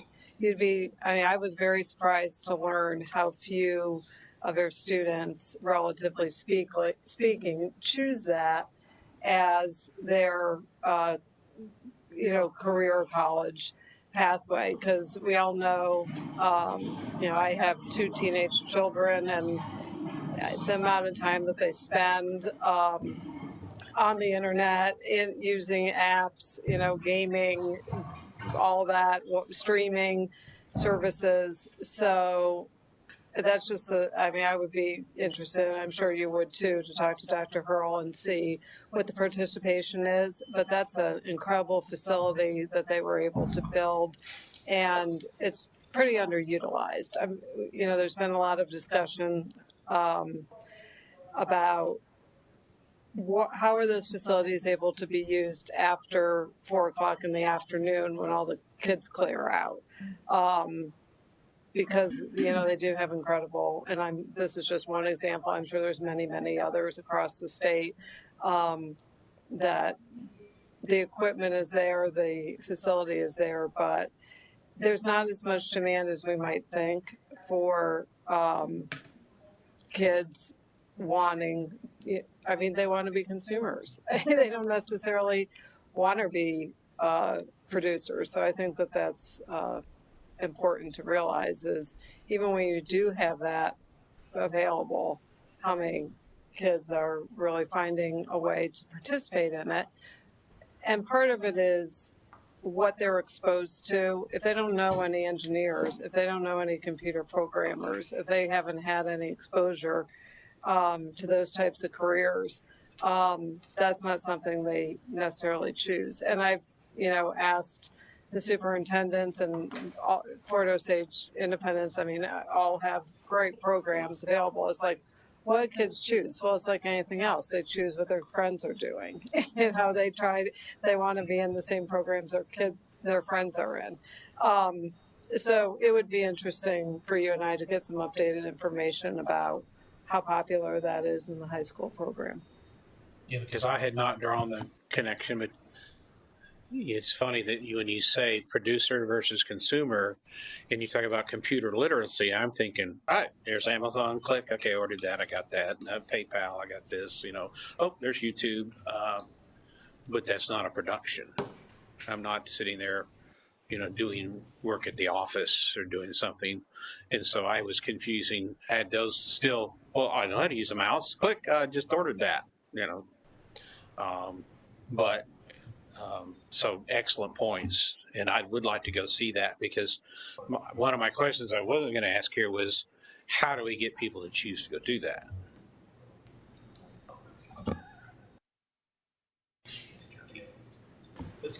Jeremy and then Tony, I see you after that. So I was just going to put some numbers to some of what Kristen said. So the National Digital Inclusion Alliance, which Leslie Scott mentioned, they just put out a report, and as of June of 2021, there were 137,000 job openings in Missouri that required digital skills. So that's not necessarily coding. It's using calendaring functions like Outlook. It's using Word. It's using Google Docs. And right now, there are 53,000 unemployed Missourians that lack the digital skills needed for those jobs. So if we could empower them with some of those skills, we can get them those jobs. And it doesn't necessarily have to be a 4-year degree. It doesn't have to be a 2-year program even. Programs like Goodwill is one example that's had real success in moving people from underemployment, low income, into occupations that can earn a decent living. Something else I wanted to comment on is the question or suggestion of should we parse out some of this broadband funding for digital training or access, and I think that would make a lot of people happy. I think that Money always makes everybody happy. well, it does, but also doing it that way is going to ensure that you have more people sign up, which is going to reduce the cost for the providers, and it also is going to improve the economic benefit to the state. The concept that some are doing, and Leslie Scott could probably speak greatly to this, is a concept of digital navigators that are being funded in different parts of the country. And essentially, a digital navigator is someone who helps. Well, let me say this: folks that tend to not have the internet, that don't tend to have lots of money, also are the people that don't have lots and lots of time to try to compare plans and try to find a plan that's best for them. And they don't necessarily have the skills to really always shop around or to even find out that Goodwill or the library or the university extension can give them some of that training so that they can age in place and communicate with their doctors via telemedicine, and that they can, we know that with the pandemic, isolation has wreaked havoc on people's mental health. And so having them able to stay in contact with their friends and family at a distance, improving their life outcomes, are all things that are great that those digital navigators can do. And I think Leslie's done work very similar to that with the emergency broadband benefit.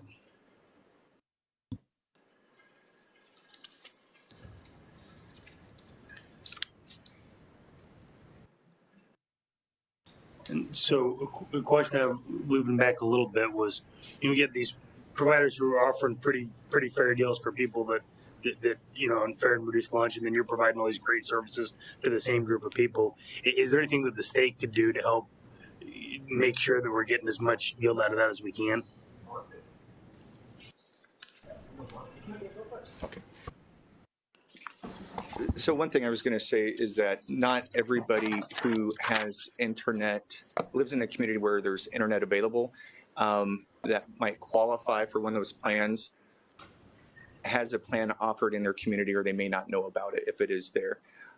Also, I think we need to consider that it's typically, if you qualify for free and reduced lunch, There's a lot of people that make too much money for free and reduced lunch for whom $100 or $120 a month for an internet plan is not something that they can afford.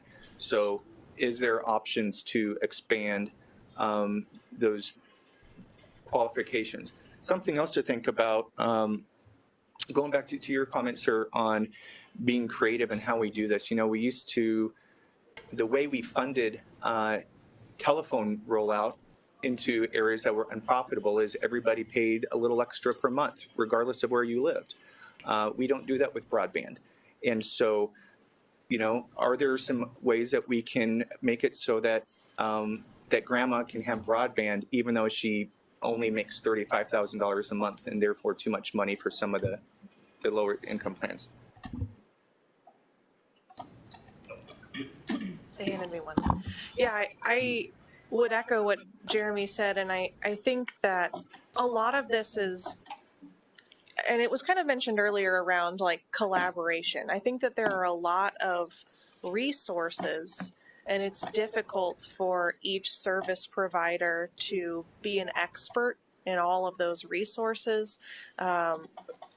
People know what they know, and they're also navigating pretty large caseloads typically.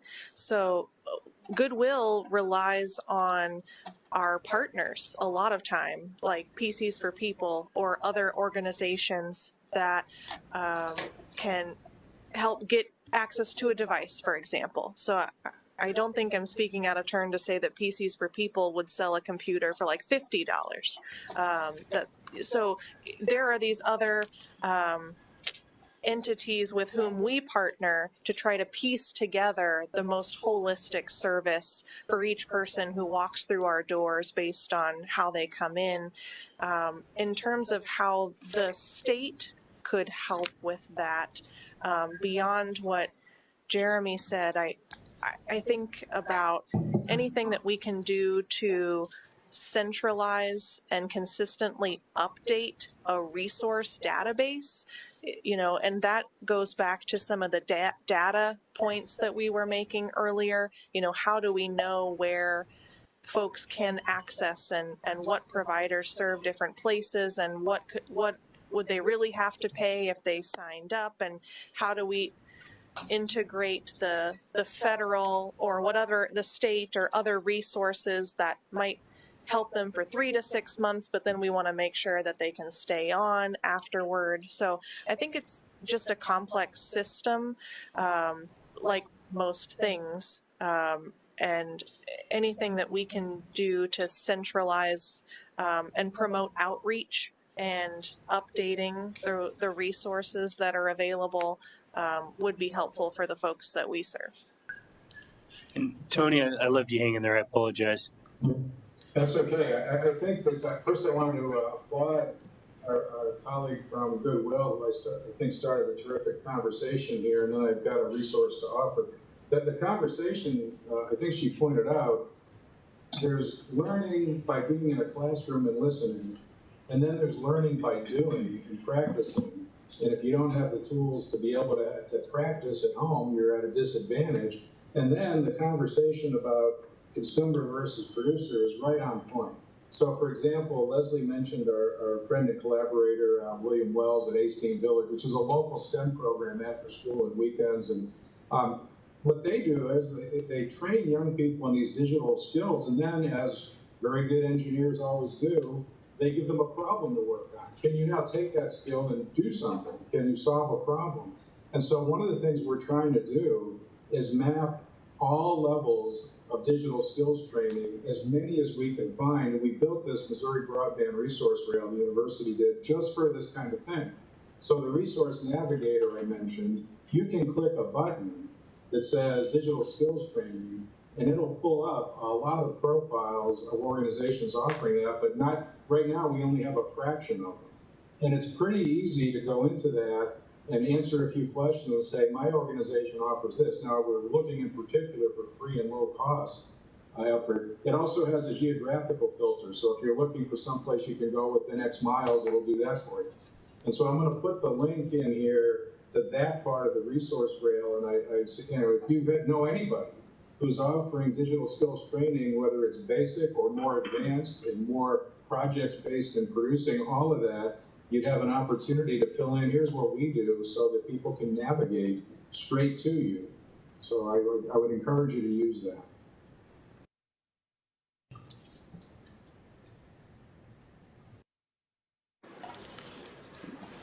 Then, Jeremy, we hit on this a little bit, but you were talking about digital navigators earlier. I'd be curious if share more about that. Yeah, so I'm trying to see if Leslie Scott's on the line still. If she is, I think she could. I am. I think Leslie could be speak to it from a more direct perspective. Leslie, do you want to talk about some of the work that you've done around EBB expansion enrollment? Sure.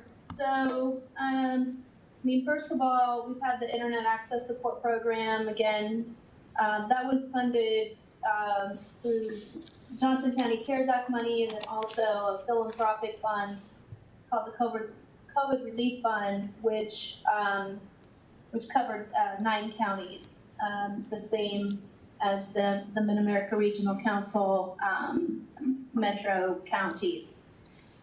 And so we've done some fundamental work, which is, just basically, as I mentioned in my initial comment, helping people pay for their internet bill, but getting caught up, because if you're behind and we give you $75, but you owe, $157, it's just good money after bad, because you're going to end up getting disconnected anyway. Some of the other things that have happened sort of organically, as I also mentioned earlier, we're pointing out things on people's bills that they hadn't noticed before. So again, when they signed up, the better deal was explained to them, and they chose that. So the better deal isn't necessarily the lower cost, however. So if you decide to get a bundle, because it's going to lower your internet access, and that's really the thing that you're interested in getting, you may end up paying $100 and some every month when you could have gotten away with much less. So granted, the cost of your internet service would have gone up, but your overall bill would have gone down. So we're pointing out some of those things. We're also helping people, find lower cost services if that's something that's available to them. So we look up their address and we analyze the plans that are available by the ISPs that serve their address. One of the things that's been the most difficult, however, and this also relates to my initial comment, is that we are only able to provide up to 6 months of subsidy for them. So we just rolled off 485 people, which largely those were the folks, again, as I mentioned, we work with school districts, and those families who were approved through the school district, they had exhausted their funding. So at this point, we are referring them to the EBB. I have a very part-time person who helps me. People might be surprised to learn I'm part-time. And so I think that's going to change as a result of a grant that we just received. But that there has to be some funding for outreach, not just for us. This isn't just about Casey Digital Drive. This is about ensuring that the library has funding, that Goodwill has funding, that PCs for People has funding for this outreach, because each organization has its own network of clients that they serve. And they are the trusted organization for that group of people. And so, you know, there are all kinds of people who will go into the library to get help with something that's potentially very confidential, but they trust that they can go there and be served without judgment, without, you know, without worry that, you know, their business is going to be spread out all over. And so, again, with that emergency broadband benefit program, you know, it's great to say, oh, we've got $3.2 billion with a B dollars to work with, and that's across the country, however, and that means also that organizations have to, you know, add that to their plate. I went to JFS, Jewish Family Services, had a food giveaway, and as part of that, a few of us volunteered. There were 2 women who we helped sign up for the EBB. One woman, it took about 35 minutes, and the other woman, it took about 20 minutes. Now, ironically, the one that took longer, she already was signed up with Lifeline, so it should have been a much quicker process, but she couldn't remember her login and password. And then it just took, I can't even tell you how much time to recover that. And that was with the help of a volunteer. And so, you know, there's a ton of one-on-one, really intensive work that needs to happen. I would be remiss if, as a former digital inclusion fellow, I did not congratulate my colleague there at Goodwill for her recent fellowship appointment. So congratulations on that. And, you know, I would just say, you know, thinking about how we can come up with something that, you know, Tony and I have been talking about, trying to deploy students, you know, to think about these, what we might call use cases. So, you know, what in the adoption space could open the door for someone? Like, what is the thing that would get them over the hump to actually start using a computer and get online?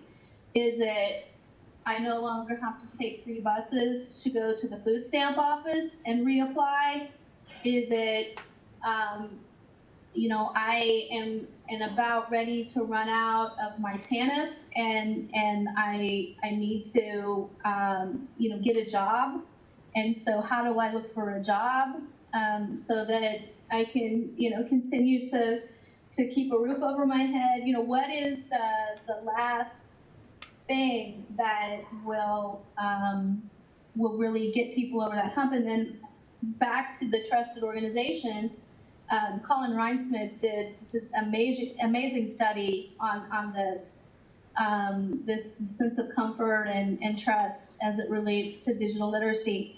And so, you know, how can we deploy these students into these organizations as an additional resource and get them experience, hopefully get them a little money, and train them in these specific use cases. This is how you use Indeed or ZipRecruiter, or, you know, just apply for, there was a study that just, a report that just came out about how difficult these online applications, even for these lower skilled jobs, you know, so it's not easy to apply online. It's, and kind of back to my fellowship, it was at the Full Employment Council, so I'm also very interested in workforce development, and we'll never forget, we have there was a bank of computers there, and people would come in to look for jobs, and there was a woman who, when I passed by, was just in a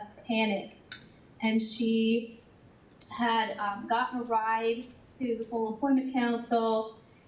It was hotter than blazes outside that day, and she was just frantically trying to apply to be a maid at a hotel, and she had accidentally pushed the button to send the job to someone instead of applying. and she was freaking out because her ride was going to leave, and she just really needed this job. And this is just, it's real for so many people. And if she had a computer and internet at home, she wouldn't have had to worry about that at all. And she could have been there in the comfort of her own home, and she could have been applying for that job, and she wouldn't have been freaking out, and she would have had the time and the space in her mind to be able to navigate that process more effectively. And so I guess I would just say that, I know Representative Regas, you mentioned in our meeting earlier, I'm kind of blending them together in my mind, but everybody talks about money, but money, equals resources, and that's really what we're talking about here. And the time it takes to work with people who are starting at zero, it just is a very labor-intensive, time-intensive process. And, in the middle of all that, oftentimes people who are in crisis will just see you almost as part of their resource to deal with those crises. And you ended up in conversations with some of our clients for an hour because they are going through things. It's a hard time to be for any time, and there are a lot of people dealing with it for the first time, and it's even harder for them because they have no context, background, referrals, because this is the first time they've ever had to deal with it. So I'm just wrap up with saying that there's a lot of organizations doing great work, but so oftentimes we just have to take a shortcut because there's just so many people to serve. And so thinking about the fact that, again, there's a lot of one-on-one that has to happen to really get people even started, because they've been so out of the loop that they just feel like they can't even catch up. So I think in that vein, it's much like what Mary Kay deals with, with people who are in the low literacy spectrum. Again, I think someone mentioned getting handed a flyer and somebody nodding, as if, they could read it and understand the information, and maybe they can't. And so I think you get so far behind sometimes that you just feel like there's no catching up. And that's where those one-on-one conversations and the persistence and the patience and the empathy come in. And that's what digital navigators are all about. Well, thank you. I'm going to put on my Community Foundation, the Quincy Area Grant Committee hat. So, if you can walk me through this, what we've described here is a process basically with digital navigators who can help with aging in place, mental health resources, depression, seniors, public libraries, stakeholders like Goodwill, workforce development, wraparound services for Medicaid, better health outcomes, digital literacy. I missed something, I'm not sure what. Is this the type of thing, and the question is in two parts, are any community foundations out there now who are funding something like that as a sort of a regional program? Second question is, if we were able to do this as a state, to say we're going to take some of these federal dollars, assuming, I'm looking at Jeremy, that the feds would allow us to either do it or apply for a waiver to do something where we could have a managed fund we could keep the ball rolling, quote unquote. We're talking about a one shot. How do you take a one shot and convert it into something else? You basically invest it. So first question, community foundation, macro level. Is anybody doing that in this area? The second is... I'm not going to like my answer, but the Kansas Health Foundation.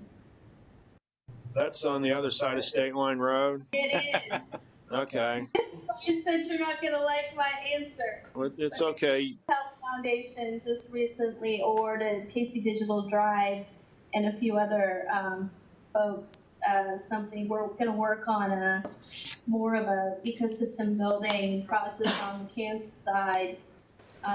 But we are looking for funding to do the same on the Missouri side. So Missouri Foundation for Health isn't, I mean, northwest corners where they're not.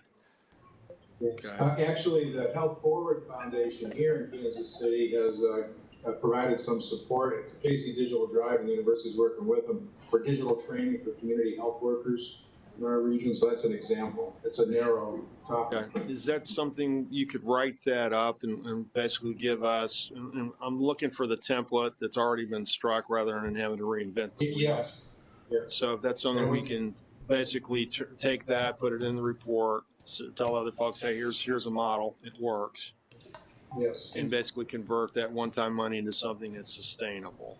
And Representative Riggs, I don't know if it passed or not, but the state of Washington was looking at putting $6 million into a digital navigator program.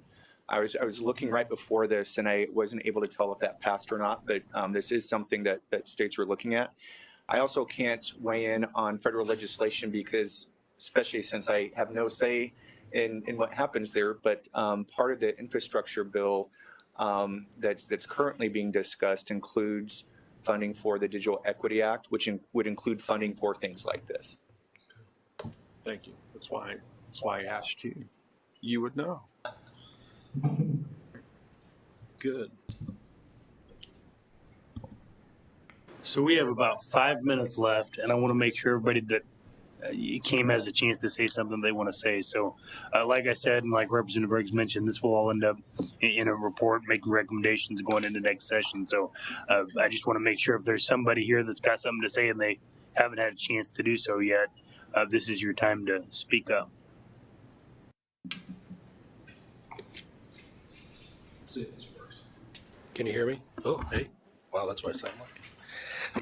My name's Aaron Wendell. I'm with Kansas City Fiber. We operate the fiber network in North Kansas City as a public-private partnership between the City of North Kansas City and KC Fiber. We've done so for the last 6 years, and we provide free broadband, gigabit broadband via fiber to every residence in North Kansas City. And of course, the economist is looking at me going, how do you do that? But we do it and have. And so we've gone through a lot of these things that you, or a lot of these questions that you guys have had, these challenges over the last 5 years. But the couple things I want to say, I want to reiterate the point about outreach. And that is, even though if you are in a house or an apartment or a mobile home or whatever in North Kansas City, you can get gigabit fiber to your house free of charge, and we have an 80% uptick in the city. So there are 20% of the people who aren't taking advantage of that program. When we ask people why, the response is, well, I don't think I need it. So there's the why do you need it, and then followed up with that, there's the how do you use it. So both of those topics need to be covered in an outreach program. The other thing I'd like to mention to the committee is that the Rural Broadband Initiative years ago put fiber all over the state of Missouri. I can't think of a town in Missouri that does not have fiber running into it. The issue that came about is the companies that took that money and ran that fiber then closed off their networks. And so they've been unable to make business cases to serve cities like Gallatin or Napoleon or these little cities that have maybe 2,000 users. There's just no business case then to expand the network in those towns. They have closed off the networks and won't allow other providers who can make a business case to do that to go into those rural areas. And so when you look at the barriers to entry going into small rural communities like that, the build out is of course the biggest one. And so, as I said, the fiber already exists. It's already in the ground. It's mostly unused. Federal dollars were used to put it in the ground, and it's just nobody can get access to it. And that's it. Thank you. I do want to say one last thing, and that's that I want to thank Representative Riggs for coming to Kansas City for a town hall. And, this is my third year in the legislature, and I can tell you when Representative Riggs decides to do something, he does it really well. So we're lucky that he's taking this on for our state. We're lucky he's taking this on for our region. And if you think of something later that you'd like to say, get with me or get with Representative Riggs, and it'll be included in part of the process. But I would just like to give a round of applause to Representative Riggs for doing everything that he does.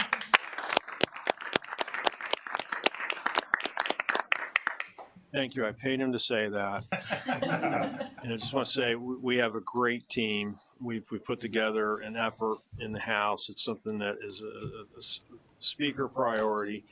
It's basically asked, can we do interim committee? And he said, pick one. Well, that was a no-brainer for me. It's this. But this is something we're trying to hear from as many people as we possibly humanly can. That's why we're recording this. We'll make this thing available. Any information that you have, I don't care if it's a one-pager, whatever it is, please send it. I've got my cards out here. We collate that. We'll do it at the committee level. We'll write the report. But the recommendations we make are only as good as what we hear from you folks. I learned this a long time ago, 23 years old, working for Congressman Harold Volkner back in the day. Every county creates its own weather. And it's true. Every region of the state has its own particular problems. It's true. What we're trying to do at the macro level is reconcile what's going on everywhere so we can do a solution that respects everybody's needs, meets them at the level of their need, and we do it in real time, i.e. before we're all termed out. And one of us is a lot closer to that than the others. And I know there's a sense of urgency on his part. We've had that talk. We've got to do something now. So we're not in this to study it to death. We don't suffer from analysis paralysis. We want this thing to move, and we want it to move immediately. So thank you for coming out here. Thank you, Mayor, for making this available. Thank you for folks at MARC, our regional planning commissions. I refer to them as University Extension with money. They're great. They're in every county. They're a resource. They stepped up and said, if you need space, please ask. I asked. They said yes. So this is a great group effort. We'll have our next hearing in Jefferson City August 16th. We'll have another hearing in September.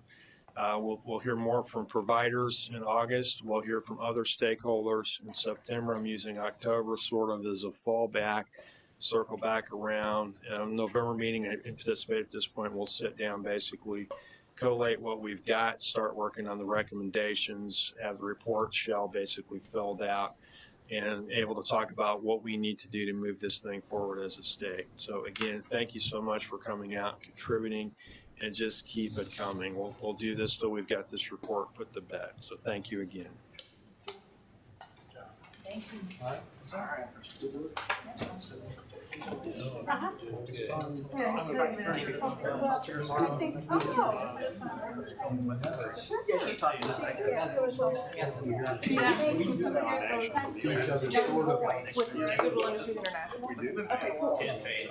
lip zone. One of the flyers on there about Wi-Fi hotspots.